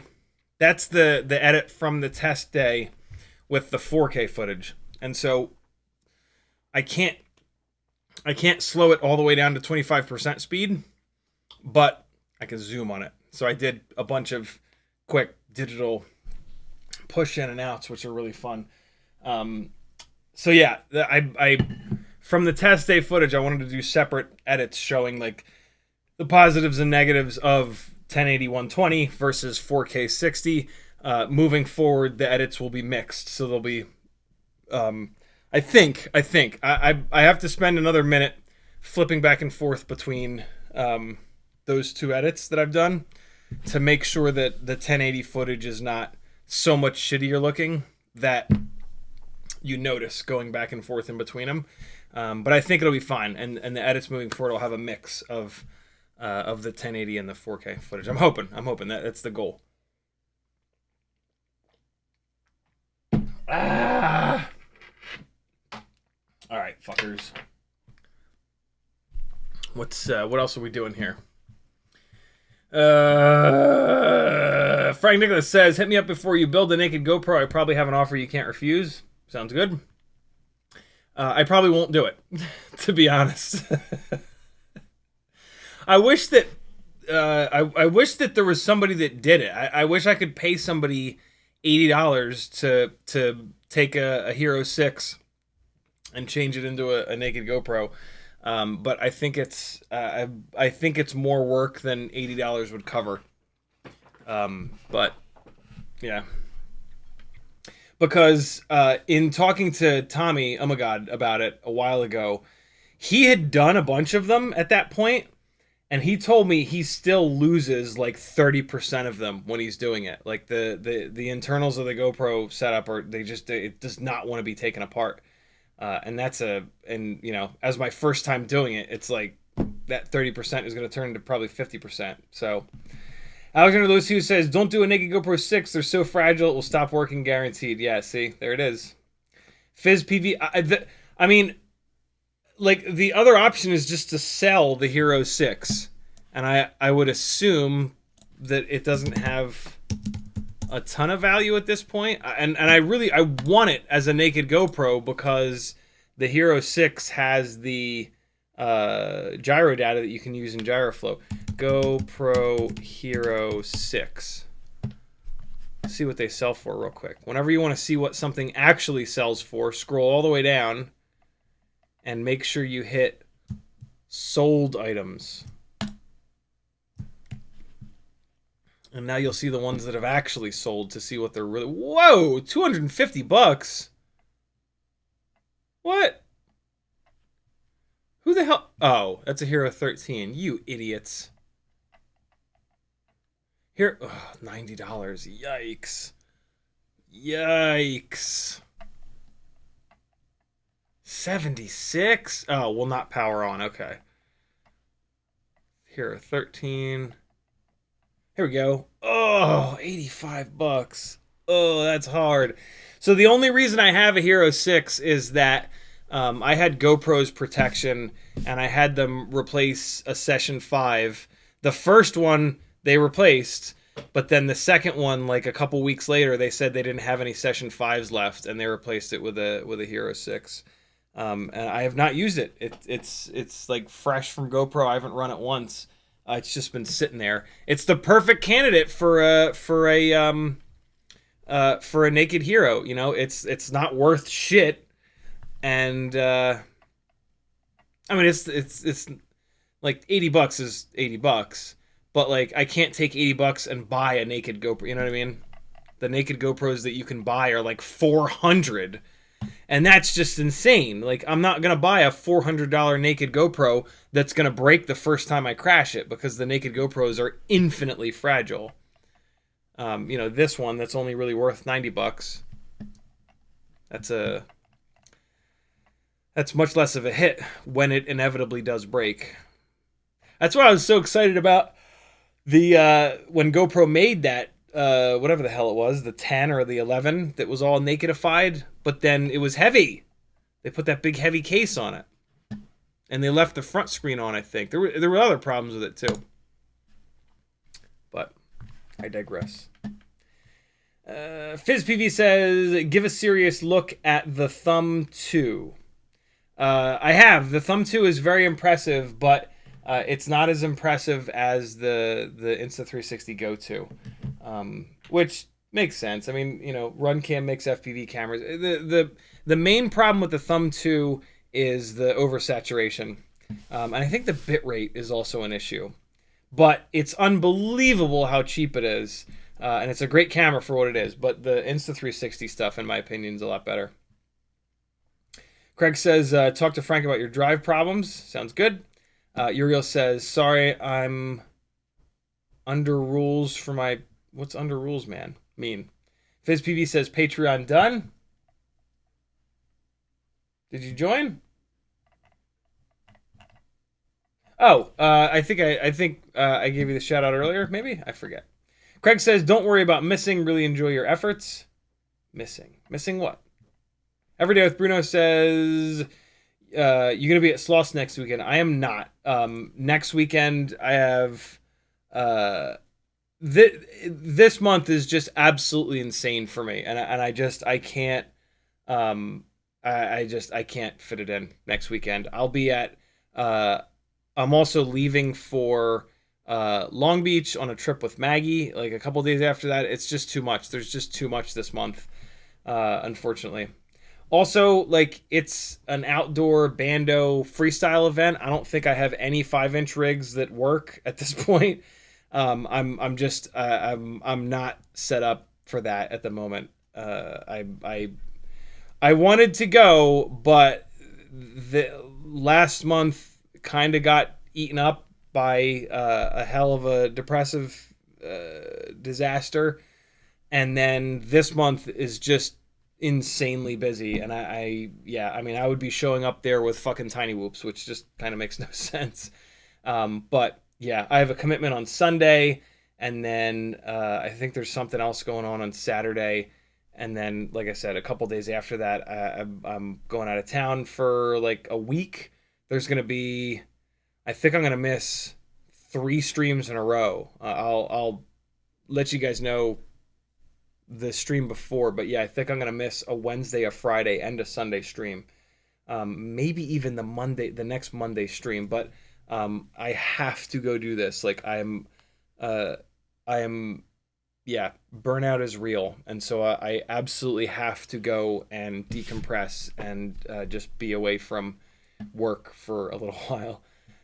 So luckily, Maggie is going to a conference up there. She's her school is paying for her to go up there to a conference, and so our hotel room and her flight and some other stuff is covered. So it's amazing. Can't turn down a vacation to Long Beach for the price of one airline ticket and some food. So, Frank Nicholas says, NewBee drone, RDQ, or GetFPV, any provide better affiliate benefit? Nope, all the same. They're all 5% nowadays. Whoopi says, were you in angle/horizon mode? No angle or horizon ever. Acro mode only, forever. And for everyone, too. Angle and horizon mode rely on the accelerometer, and the accelerometer, it just doesn't work very well in drones because of the vibrations. They come out of calibration, and yeah, it's just not a good deal. Early days of FPV, there were some people that raced in angle and horizon mode. I think nowadays everybody is on acro mode. But at this point, like the only real justification for angle and horizon mode is like tiny whoop racing, where you never go inverted. But yeah, acro mode for everything and forever. The more time that you spend in angle and horizon mode, the worse the habits you're going to form, and the harder it's going to be for you to do acro. And you're going to go acro anyway. So just like absolutely as soon as possible, never fly angle or horizon mode again, in my opinion. Uriel says, if I see that flag going, your tilt is not so bad. Yeah, right. In comparison to how flat out the flag is, the tilt isn't bad. Yeah. Zoe101 Dog with a blog says, hope you've been well and had fun out there. I had a ton of fun yesterday. I am exhausted, though. I am in no mood to go teach a dance class tonight, but I'll go and do it and then come home and get another nice chunk of sleep, hopefully. Indo Estrella says, what's the cause of the Instago acting up on the recordings like that? I don't know, man. It's always been finicky. I don't know what it is. I don't know what the deal is. Yeah, I mean, it could be that I have flown it freestyle before and smashed it into the concrete before. But yeah, it just like, and I think it also overheats. But it's just when you have a camera that has no screen on it, it's always going to be a pain in the ass because you're trying to figure out what it's doing from the blinking. And then like, there's always that weird delay, and like, I'm in a hurry. And it's like push the button and like, don't hold the button because that tells it to do something different. And then like sometimes it'll like vibrate and then it'll flash something weird. And like, I don't use it enough to really know what the different flashes are for. So yeah, Insta360 is a smaller company, and so their products aren't going to be as like, you know, reliable. But even like GoPro, even GoPros act super dumb sometimes. And you know, you hit record and it starts and it stops. And so yeah, FizzPV says head tracking gimbal with 04 for solo operator shoots. The I've been thinking very hard about about Joshua Medlin's Medlin drone setup for pitch-based gimbal. It's not really a gimbal, but it's super interesting. It'll add a significant chunk of weight, which is a problem. It's also super fragile, less of a problem. It's really interesting for the fact that I can pace and then look down, but it adds a serious level of it's hard to fly. I've flown it before. He comes to Rampage every year and he brings his stuff. And I think at 2 Rampages in a row now, I've flown a few batteries at each on his Tiny Whoop setup.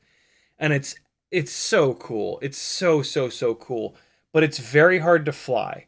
At these events, it's already very hard to fly with the wind, with the spectators, with the athletes, with like it's it's a really difficult assignment to fly on something that I'm very comfortable flying.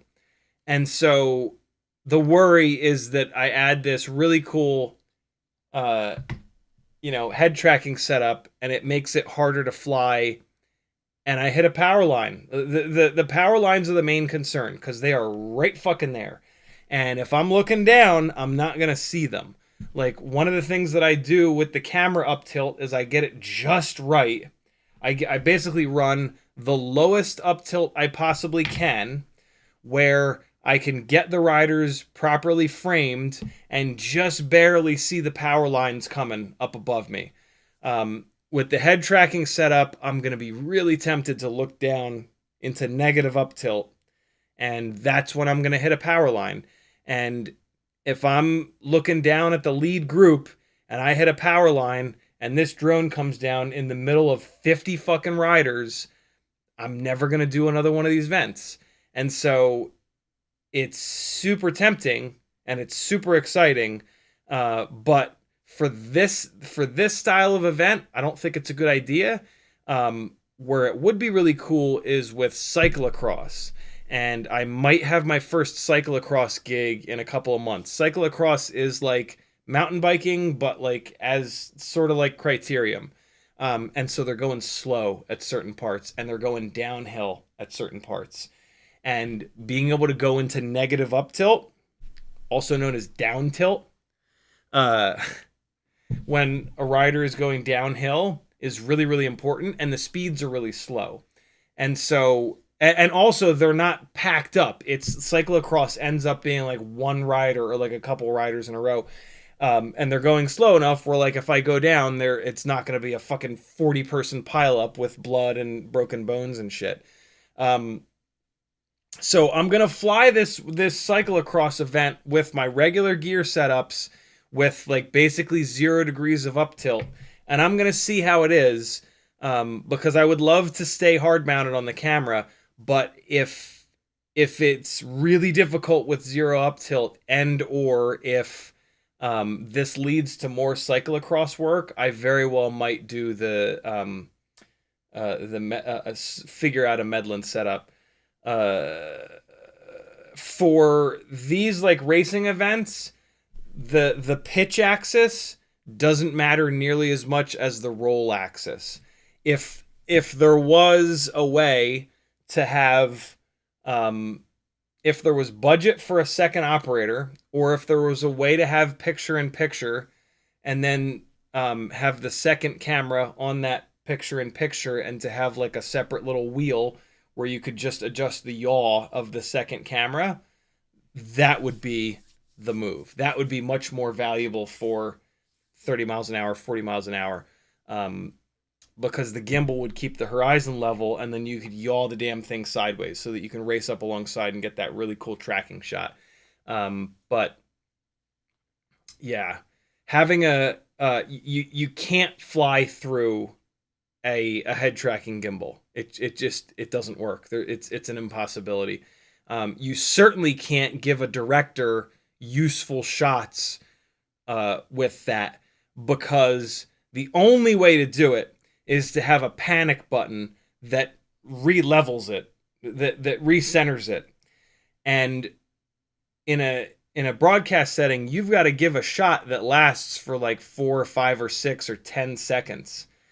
And you put that camera off axis and sideways, you're not going to get 10 seconds of flying. Like, you can line that sidewalk up all the hell you want and then turn that camera, but that wind is going to blow you off and you're not going to be able to see it, right? That's why you would need a picture-in-picture. You would need the locked-in camera to be your main view, and then you would need a picture-in-picture with the fun second camera. There's absolutely no way to fly with any amount of accuracy or safety through a gimbaled camera that's doing anything more than just the pitch axis. Pitch axis, you can absolutely do it. Boy, is it hard though. Holy shit, is that a whole separate skill set to learn how to fly with a variable pitch. It is doable. You still have an oh shit switch that brings it back to 20 degrees or 10 degrees or whatever you set it. But it is possible, because all you have to deal with is forward and back. And so, like, if you're looking in a weird direction and all of a sudden you start drifting backwards, you can just push forward on the pitch stick. If you go off yaw, or if you go off pitch, it's not obvious enough that, like, which direction you need to push to move the damn thing around. And you're not looking at where you're going, right? You're flying blind. So, like, if you're in an totally empty field, yeah, sure.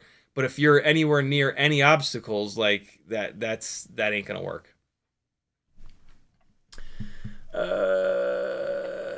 Somatic is in the house. What's up, dude? He says, why not use the RC Pro? It works at least. Because it's $1,200, and I've been so frustrated with this one freezing up that I just can't. I can't spend $1,200 on something that might freeze up like that. From the folks that I've heard that use the Cosmostreamer stuff, they say that they've had like 1 or 2 freeze ups ever. I'm like, that's what I'm talking about. I get 1 or 2 every single event at least. Frank Nicholas says, Cosmostreamer on your phone, don't use the HDMI out, connect the phone to Wi-Fi to Cosmostreamer, no cables needed. Nice, even better. Even better, very cool. Somatic Cinema then says, Cosmo is in fact the way to go. Yeah, for sure. Oh man, YouTube just did the thing and scrolled me to the bottom, scrolling back up.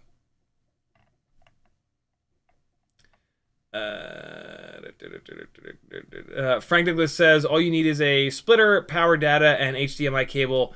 I provided micro HDMI to HDMI pigtail. I saw that. I didn't even know that micro HDMI existed. I'll get you a splitter in the next week or so. Awesome, dude. Thank you. Moss1 says, be careful saying the T word. LOL. Yeah, it is what it is. If this stream gets shadow banned or whatever, it's fine. It's more important to vent and calm down a little bit. Craig says, check out the new beta search of transcripts, getting better. Yeah, I'm sorry, Craig. I have not had a chance. It's been just absolute chaos. With my parents in time, I've really wanted to spend time with them, and then I had this gig, which is a massive amount of setup. It's been really busy, but you're unread on Discord so that you're at the top of my messages so that you hopefully don't get buried. I'm going to get to it as soon as I can, I promise, brother. Thank you so much. For those of you that don't know... What? Why is my old phone freaking out?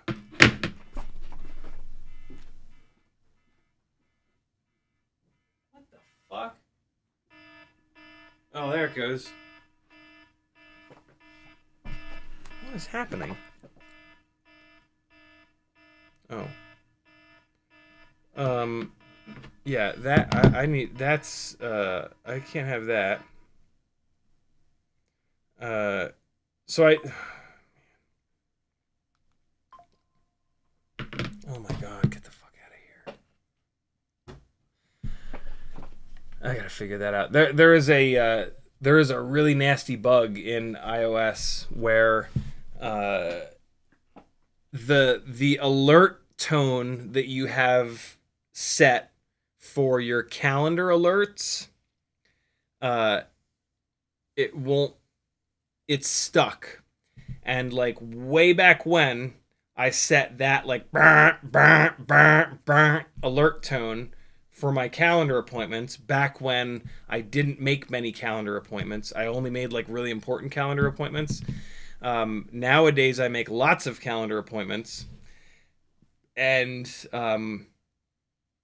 that tone is locked in there like forever. It took me months to find a solution, and the only solution, there's lots of people that have been dealing with this. The only solution is to wipe the phone basically and start from scratch. If you transfer from one phone to the other, like I've done twice now that this problem has existed, it comes over with the phone. I really wanted this phone switch to be the one where I started from scratch, but I did this phone switch like last week, and I was just too busy to put the time into not transferring my data over and then doing things from nothing. And I really regret it, because that is just to have that. And so the solution for a while was that I turned off the audio alerts on the calendar. But that's super annoying because some calendar appointments are important and I do want the audio alert on them. Although I think I've already turned it back off on this phone. That's why it went off on the... It's weird, it went off on the old phone and then it like shifted over to this phone. Notifications, calendar, sounds, none. Yeah, I gotta do that again. I hate to do that. I really, really, really hate to do that, but I have to. Super annoying. Yeah, what I was saying is Craig is the creator of the transcripts website that I have linked over on CiottiFPV.com, and he's been working on a main search that searches through all of the transcripts, which is super cool. And I just haven't had a free minute to kind of test it out, but I'm super appreciative of the work that he's put in. Every Day with Bruno says, this beat goes really good with this, does it? Nice. Badger FPV says, got a Mobula 8 HD, hooked up 04 Lite through the plug. VTX records when armed, but not reading battery voltage. It's on 0 volts when flying. Any ideas?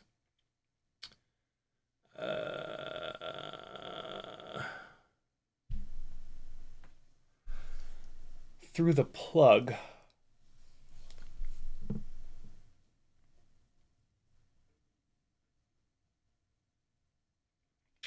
So the fact that you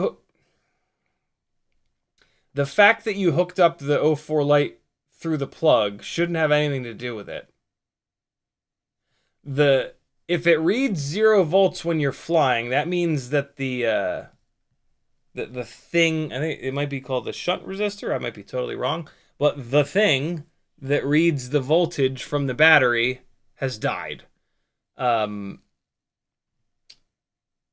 So yeah, from your message, it almost sounds like it was fine, but then when you hooked up the 04 through the plug, the battery voltage shit the bed. So the first thing I would try is to put it back the way it was and see if the voltage comes back. But I don't think it is. I think I think it's just not reading voltage anymore, and you need to replace the AIO, unfortunately. But put it back the way that it was, if that's the case, and see if the voltage comes back, and that'll be that's the necessary first step for the troubleshoot. It's the only way to start. Craig says, almost had my 2S Mobula 7 conversion done. Had to take off the antenna from the X12, and the UFL broke. Little brass ring contact came off. Contacted a heavy model, may fix it. Yeah, UFLs are they're great when they work, but when they break, they're very frustrating. Christopher Blackledge says, iGow, I think, I heard on Burns. I thought it was game with tricks, playing horse and other ways to win. I think I heard Skittles helped start that. Yeah, so Skittles does both iGow and RaceGOW. I don't really know anything about RaceGOW, but iGoW is basically exactly how you described it. It's instead of horse, it's IGOW, and so every week they put out a video showing a trick, a thing that you have to do. Go under a chair and go under an object and power loop up over it and then fly back under it. And so if you can't do the trick, or you can't put a video out of you doing the trick, then you get a letter, and they do it for a long time. It goes many, many, many weeks, and then there's a winner, and it's super cool. I want to do iGoW this year, but not actually do it. I want to do it just through the live streams, and I'm gonna kind of rely on you guys to push me. And so, like, if we're into like I'm not gonna actually compete in it. I just want to do the thing, and so, like, on a Wednesday live stream, on a Friday live stream, remind me, like, yo, the iGoW trick is this, do it. And I'll plug a fucking tiny whoop in and spend a couple batteries doing the trick, and I'll talk to you about how I'm doing it and give you any tips and tricks that I might, which will hopefully help you do it. And maybe we can have a gangly ganger win iGoW this year. That would be cool, wouldn't it? Frank Nicholas says, I have the Bones version of the GoPro 10, I think. That's it, Bones. GoPro Bones, good call. Yeah, the GoPro Bones. It was heavy, though. It was like, I think it weighed almost what a Session 5 weighed, which is like, that's not the point. The point of a naked GoPro is that it's like 20 fucking grams. The Bones, I think it was like 60 grams. It was really heavy. I have heard, though, I think it was Super Deluxe, who crashed the shit out of his Bones, and it was really durable. And he was saying that it was like super, super, super durable, which is actually really cool, because that's one of the big problems with the naked GoPros. But as heavy as it was, you might as well just run a Session 5. Yeah, you don't get the same video quality, but like, it's just too heavy, man. Sad. Matthew Wagner says, yeah, GoPro still makes the... No way! Oh my god, they still make the Hero 10 Black Bones. Oh my god. That's insane. I don't believe you. I'm searching for it.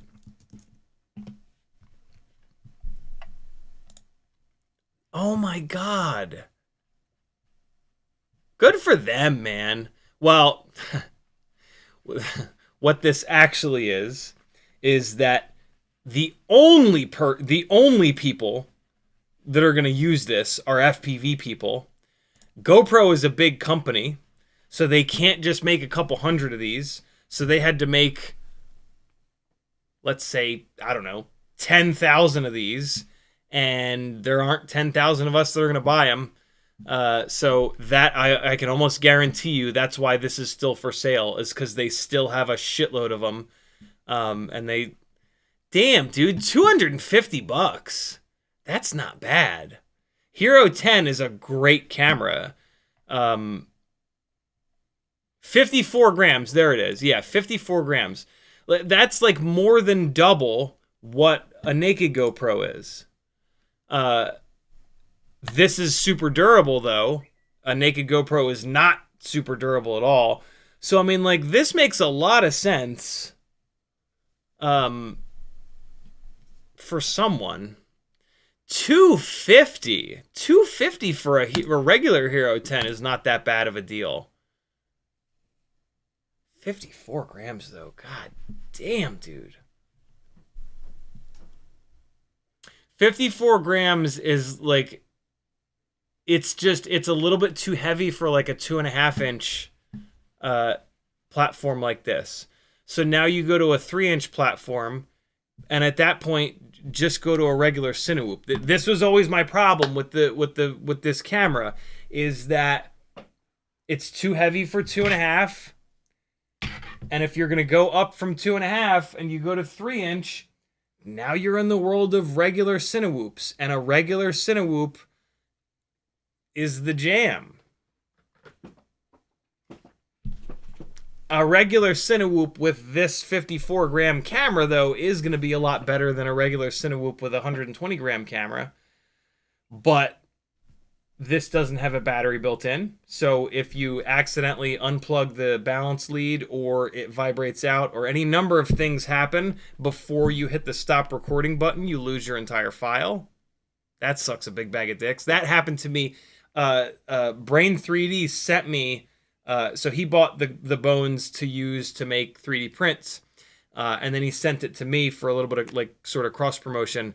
And the very first time I used the damn thing, that's what I did. I didn't hit the stop button, and I lost the entire flight file, and I had to go do the testing that I was doing again. And so yeah, when it was expensive, when it was $500, it was a hard fucking no for me. But $250 is really interesting. That is super, super, super interesting, and you can get the warranty on it, which is really cool as well. Huh? Good call, dude. I'm gonna leave this open in a tab, actually. No, I'm not. I'm gonna close this tab. I don't need another fucking GoPro. And it's only a Hero 10. So it doesn't have the 8x7 sensor, which is why I just closed that tab. So if I had lots of money, I would get one for sure. Craig says, ordered a new X12 AIO, but yeah, before the tariffs come in. FizzPV says, I have a Hero 10, and I don't have the money to chance it on a quad. Fair enough. For $100, I can take that hit and light AF. Yeah, right? That's kind of where I'm at with the Hero 6. Practically says, yep, GoPro 10 bones. Also have a Hero 11 Black Mini.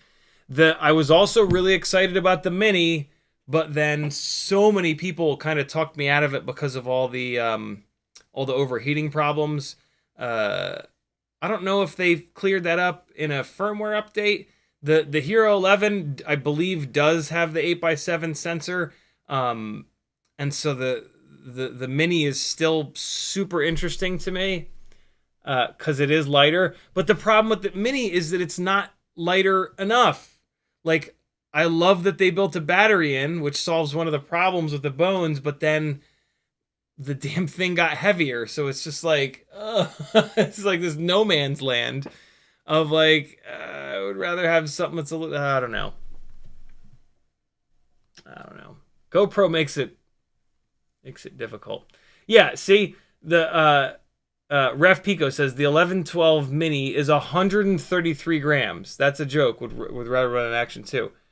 Is it really 133 grams?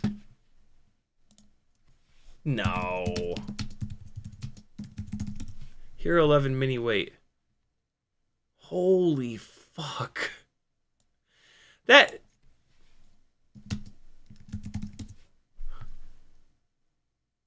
only 20 grams lighter than a full frame. Yeah, see, wow,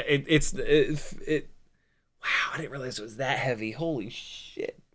Yeah, that's why I didn't get the Mini, because it's not lighter enough. It's not enough lighter. 20 grams is not enough of a weight savings over a regular old GoPro. So like 20 grams plus the weird overheating shit, it was just like, nope. 20 grams is absolutely not nothing. And if they've figured out the overheating stuff, I would actually think about one. If I needed another GoPro. Actually, no. You know what? Because the Action 5 is so much better in low light, if I do another action camera, it's going to be an Action 5. Yeah. Mouse One says, is it possible to put an LED on a switch on a 2G4? I don't think so, because I don't think there's really any pads on a 2G4. I mean, there are pads, but they're the obnoxious tiny little pads, which a lot of times like solder doesn't stick to, and there's shit right next to them, and it's just stupid. But what you would need is like a buzzer pad of some sort. You would need like a... So yeah, you got video out, ground, T1, R1, video in, 5-volt. Those two are not labeled. There's an R2 pad. There's a bunch of non-labeled pads up top. Yeah, it doesn't look like there's a buzzer pad. So, I don't think so. But I could totally be wrong. I'm not a LED on a switch kind of guy, so I don't really know what you need. The only way I know how to do that is with buzzer pads. Uriel says, for a holiday, dude, great. Yeah, I can't wait to go to Long Beach. Every Day with Bruno says, completely under/overstood. I'm trying to decide if I want to go. All I have are whoops as well, and the wife wants to do a getaway soon anyway. Sloss will be a ton of fun. That spot is absolutely insane.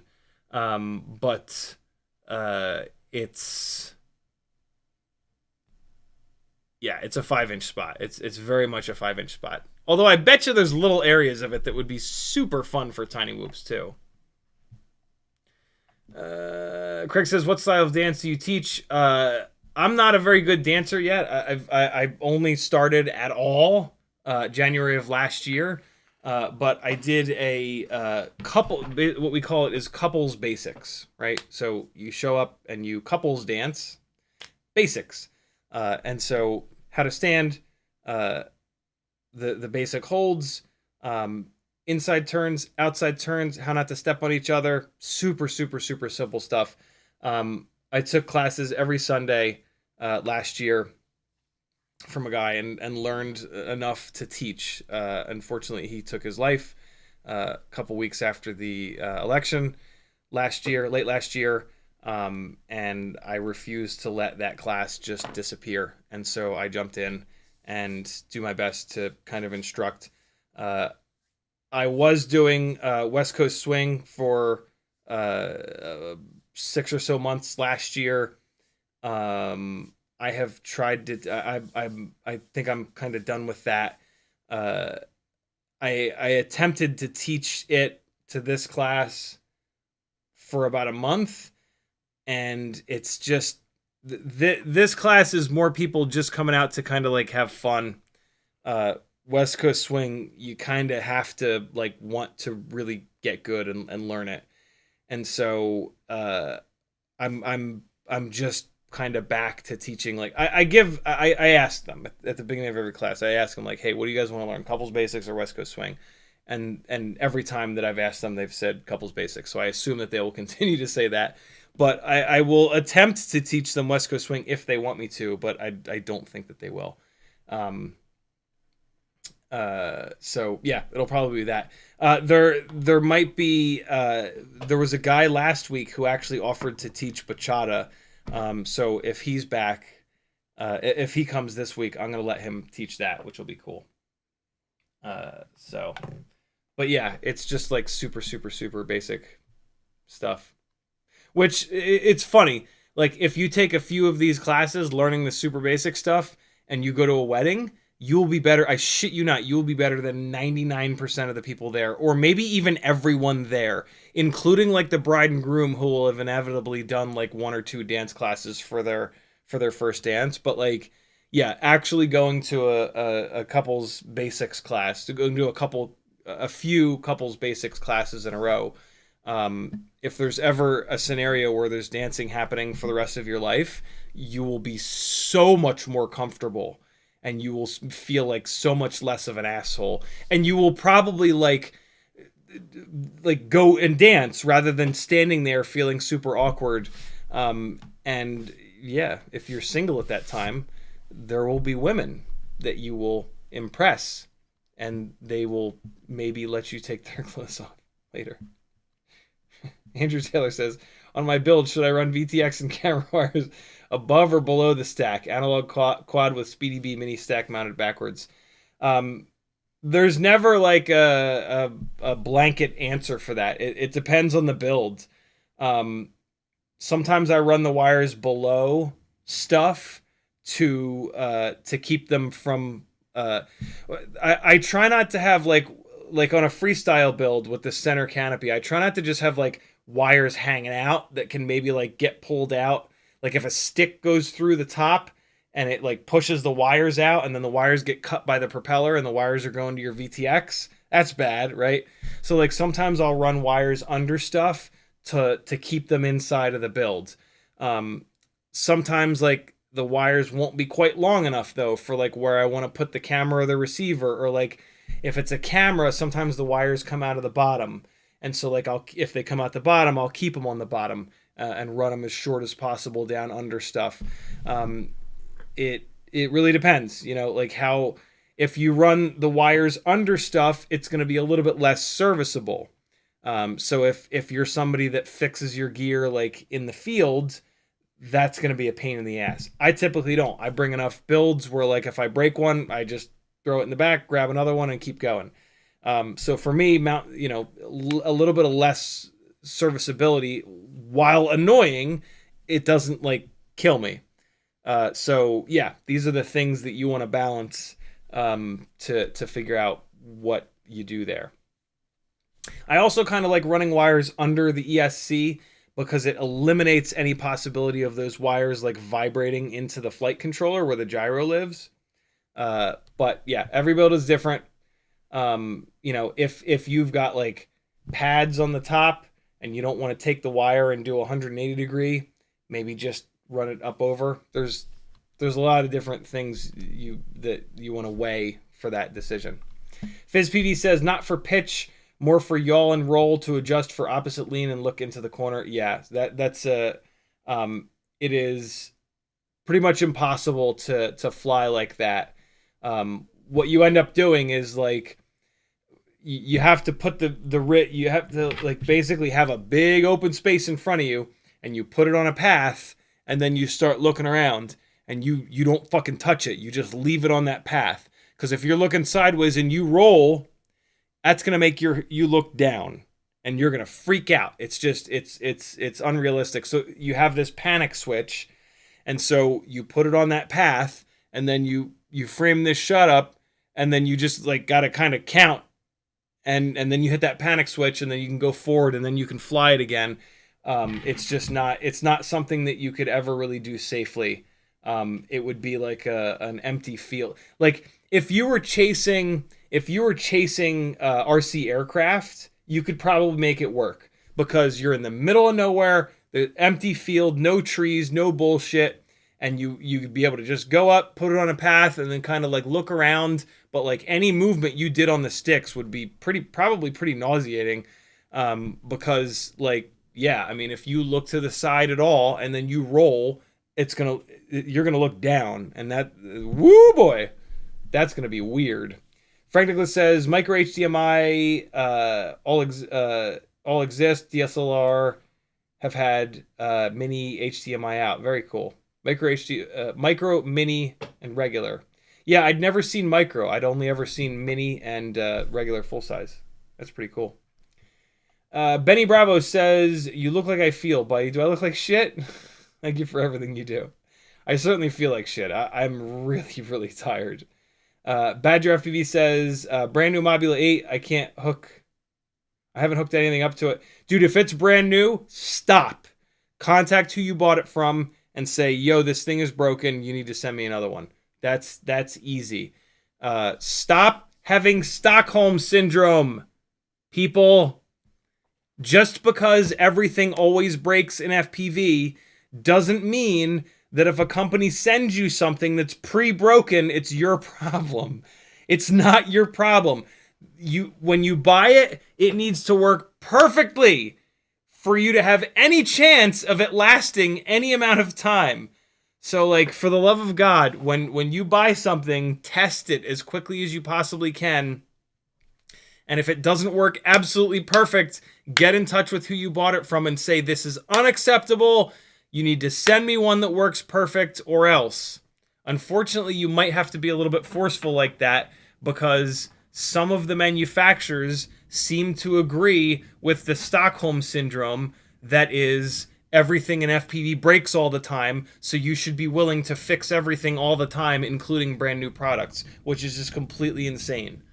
So from the get-go, just be like, you sent this to me, it's broken, I'm not going to troubleshoot it, you need to send me one that's not broken. The end. Cool?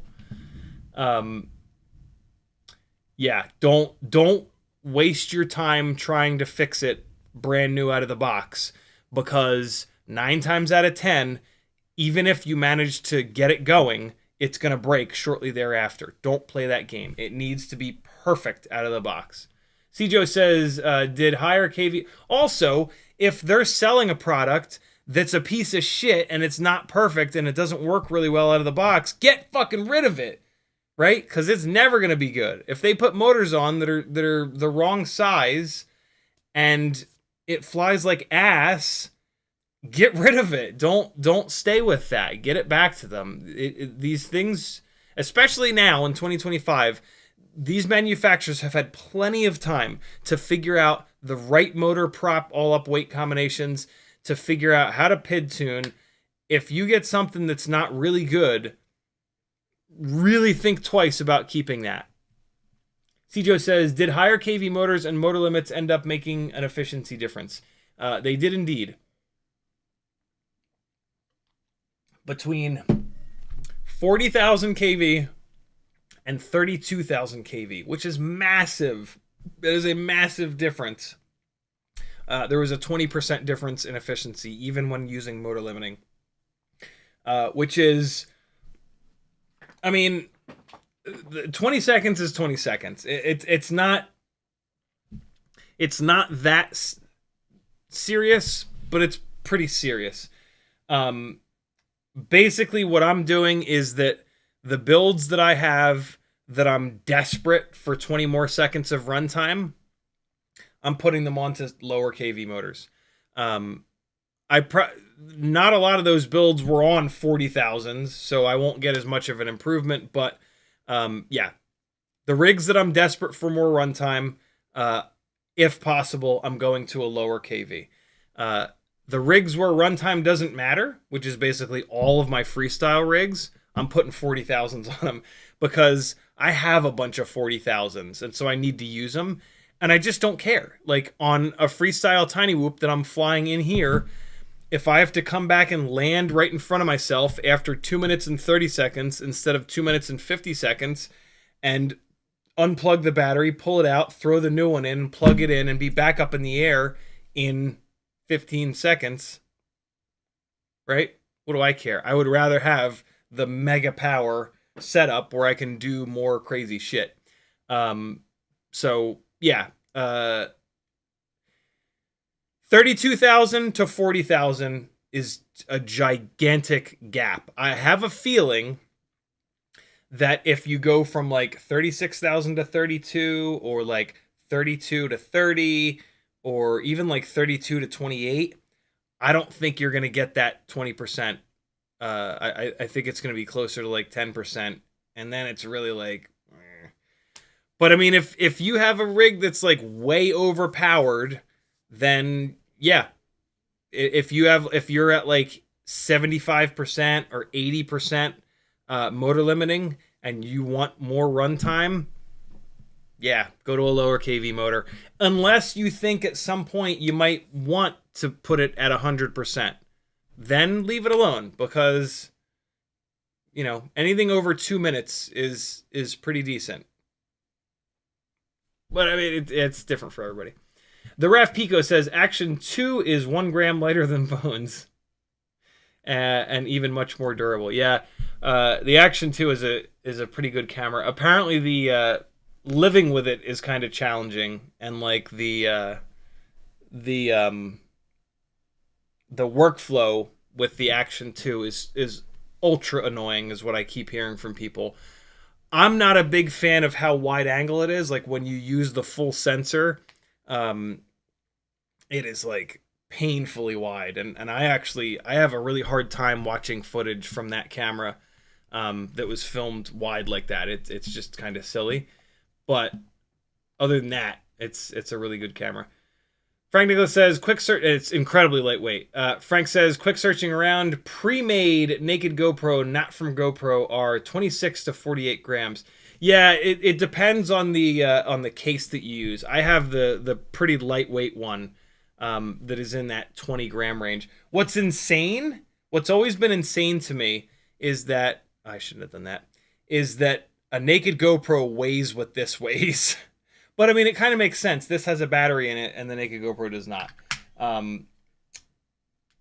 But yeah, there's a big range of what naked GoPros weigh, especially now that they're making like fucking aluminum cases for them. Like, I get it, we're going for more durability, but it's like, you know, a 50 gram naked GoPro. You know, maybe just get one of those Bones. But the Bones is a little bit of an older camera, and it doesn't have the 8x7 sensor, and I know the blah, blah, blah, blah, blah. Cjo says, I still have 2 sessions, 1 Hero 5, and 1 original. Nice. Session 5's for life, bro. I still have 5 of them. I was getting them really cheap for a while there, man. I think I paid like $40 for one of these Session 5s. There was a moment where the Session 5 was still available. You could still buy it new. And like nobody really wanted it. Everybody was going to the Heroes. And man, they were like all over eBay for $60. And I snagged one. I'm pretty sure it was $40. And then I have one of mine was a replacement from GoPro, which was really cool. So that one I basically paid like $20 for, or whatever the hell that GoPro protection plan was. FizzPV says Thumb 2. 17 grams, 4K 60, 1080, 120. Yeah, the specs on the Thumb 2 are fantastic. It's just the video quality is not quite as good as the Insta360 Go 2. And I have the Insta360 Go 2, so it's tough to justify the, I think, $100 that the Thumb 2 is. But if I didn't have the Insta360 Go, I would already have a Thumb 2. Uriel says, for the dancing, ask money. So it's being run through a nonprofit. If any money is collected, it will first go to the nonprofit. Any extra money, I guess I could ask for. I would rather not. It's not... I'm first and foremost, I'm just nowhere near good enough. But also, like, I don't want it to be about that. I very specifically want it to be something that I do in a way as volunteer work. And I mean, it's a nonprofit, and I am going and like working, right? Like I barely dance. And so, yeah, volunteer work is something that I've really enjoyed in my life. Every time that I've had an opportunity to do it, I've met the coolest people, and it just really, it's a very recharging kind of thing. And this is an amazing opportunity to do volunteer work, and move around and connect people, and, you know, so... Benny Bravo says, Uriel, protect CiottiFPV at all costs. He is a national treasure. Uriel says, take dancing lessons, you get laid. Badger says, figured out the issue. The battery was set to 0 volts and works now after calibration. Good old happy model. Nice. Uriel says, CiottiFPV or else, call my name out like I send him in worse than Judge Dredd. Andrew Taylor says, thanks, I'll do wires under the ESC. There you go. Alexander Lewis Hughes says, Action 2 footage looks bad to me. Insta360 Go 2 looks better. Yeah, dude, like, I hate to... I try not to bash on the Action 2 because I love how lightweight it is, and I know that a lot of people have it. But, like, boy, there's been some freestyle FPV footage from phenomenal pilots that I've had to turn off after like 20 seconds because it's it's almost worse than Spang. It's just like I literally like I'll be sitting and I'll turn it on and I'll like it's like it's that it's and like I don't, unless you're paying me, I'm not gonna keep like doing this. Like if there's something on my screen and there's not money coming out of it and I'm doing this, no. Click it off. Get rid of it. Euro says, you're too good, people use you, hugs and kisses. I mean, you could think about it like that. That's not really what it is. You know, if you choose to do something and you're getting something out of it and it's not making you miserable, then, you know, you could absolutely look at it as people using you, but that's not what's actually happening because you're getting something from it, you know? Holy shit, it's 5:30. I did put 6 batteries in the stream title, and I do have a couple of batteries charged, so I'll do a quick, not quite 6 batteries, and then we will part ways. Tomorrow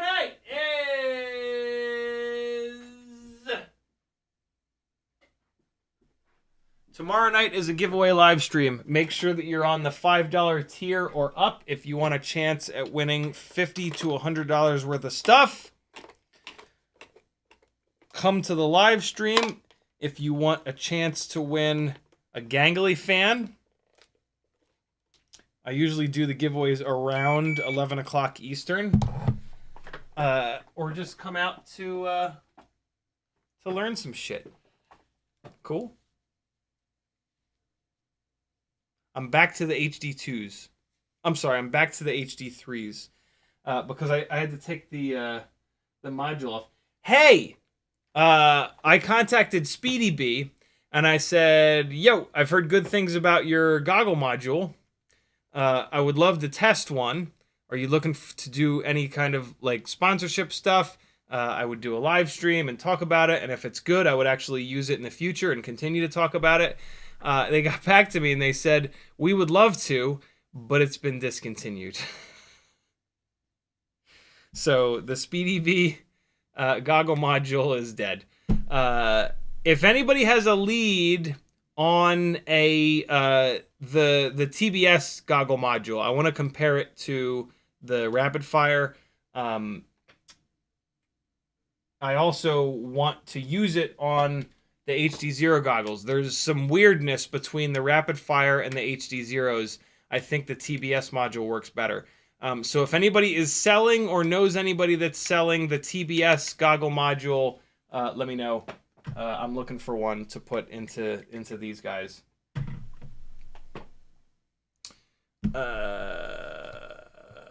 Game Cine says, I can't find the NewBee drone Cockroach V3. It's either out of stock or $40 shipping, and I can't find one with free shipping. Do you think AliExpress will sell it sometime soon? I doubt it. I doubt AliExpress will sell it because they would have to buy it from California, from NewBee drone, and I don't see that happening. I could totally be wrong, but my guess is no, that they will not sell it.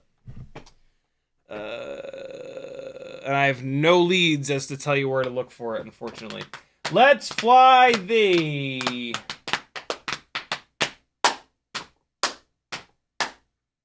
Mobula 6 2024 build that I've recently done a motor switch on. I put the 0702 36,000 kV Firefly motors onto it. And probably on this Whoop Wednesday will be a comparison. Air 65 versus Mobula 6 2024 versus Hummingbird V4. Hey! Here we go. Mobula 6 2024. The only mods to this are a True RC singularity antenna and the motors. Let's get at angle. I don't have any of the extra gates set up. Oh man, I might need to Might need to clean up the tune on this guy a little bit. It's not quite... Shit, these motors make power. It's not quite getting down to idle sometimes when I chop the throttle. There it's fine. There it was fine. Oh, it doesn't like front flips. Oh, fuck. Oh, please, no. Please don't fall back behind there. Yes, thank you. Oh, let me try this again. Yeah, it's... Oh. Oh, it's doing it on both sides. That's weird.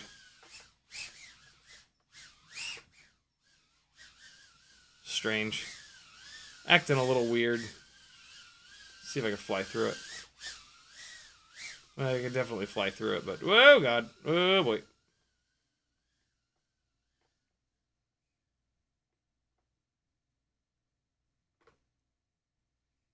Came awful close to the wire on that hanging lantern there. What's Florence eating? Ramen?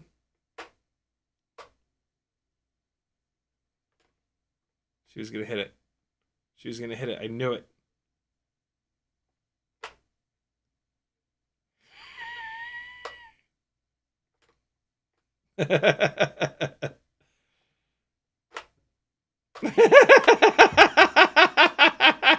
Oh no! No, no! Oh no! Oh no! And Teddy's coming. He's gonna eat it. Oh no! Oh no! Ah, Teddy! Uh-oh, it won't take off. Oh no! Uh-oh.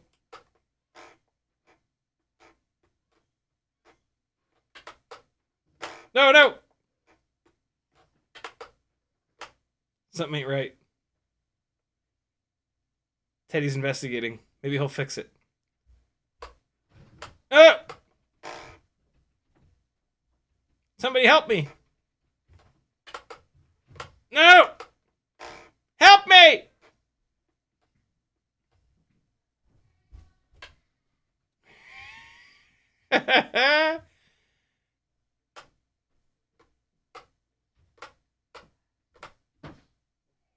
Fix it for me! See if you can fix it! I'm hoping that it flipping over in the same direction every time.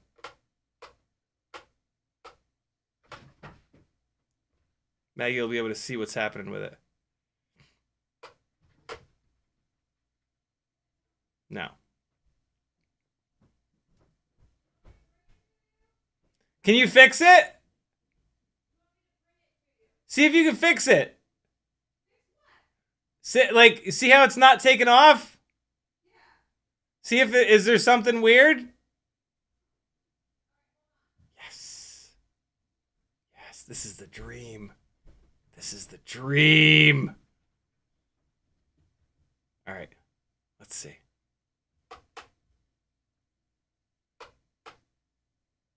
Let's see. I keep... Oh.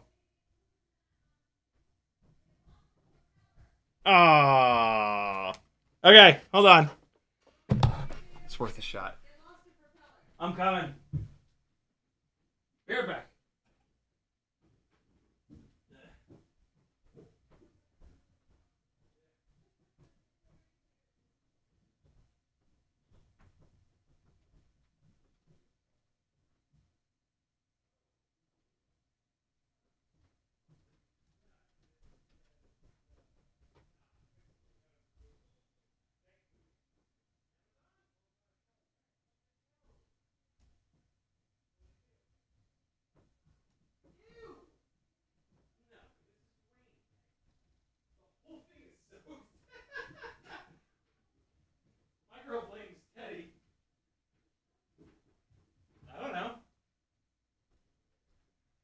It threw a blade. I should have known better. These HQ ultralights, they, you know, continually break individual blades off. So that's why it was shaking really hard. Let's get the clone popper on here real quick. It got all hairy being under the couch. Gross. There's another try to bi-blade conversion. I got a pile of these broken HQ ultralights now. Oh my god. Okay. All right. We're not gonna fly this anymore. There is so much hair in all these motors from it being under the couch that I'm gonna have to take all the propellers off. Let's go to the Air 65. We'll do a part of the comparison here today. Fly the end of this battery, and then one more, and then we'll shut this down for the evening. This battery's done. Cool. All right, so that was almost a whole battery on the Mobula 6 2024. Air 65 coming up. Fresh battery. This is a Tattoo 300. It's been cycled a bunch. Last battery of the live stream, my friends. Fly your 6 today. Don't let my lazy 2 battery day be the norm. Get your 6 batteries in. Oh, God. So this is an Air 65 on the... I think it's on the 29,000 kV motors. I did do 2 out of 3 Rennie screws on all the places. So yeah, here's all the builds for that company. So this is analog with Crossfire here. The boxes all have fully built 5-inch rigs in them. This is HD0 with Immersion RC's link. This one is Walk Snail with Tracer, I believe. This one is old school DJI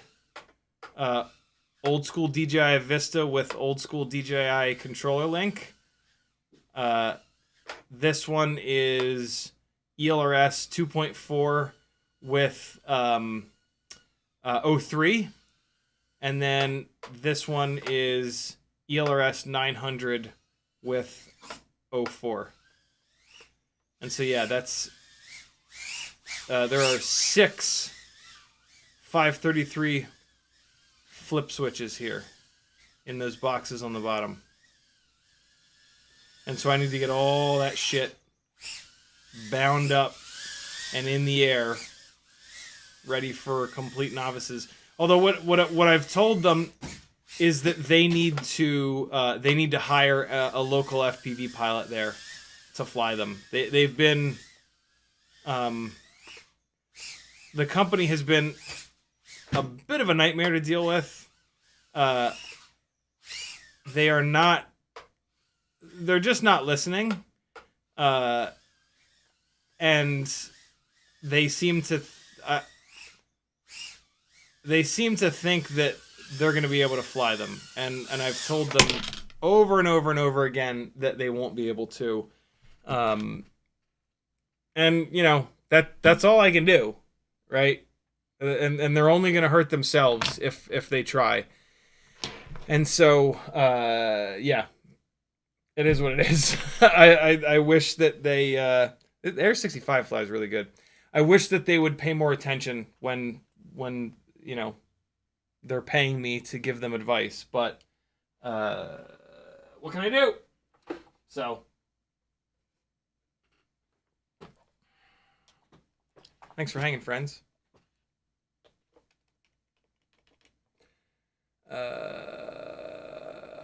CJ with the last comment of the live stream, he says Pyrodrone has the TVS module in stock. Yeah, I'm trying not to pay $100 and something for it. It seems completely... I already have 2 rapid fires. Actually, if anybody wants to trade a rapid fire for the TBS module, I might be willing to do that. No promises, but I might be willing to do that. I would really love to find a used TBS goggle module for like $50 or $60 or something like that. That would be best bet. But if somebody wants to trade the TBS module for a rapid fire, I might be willing to do that because I don't need 2 of these rapid fires. Yeah.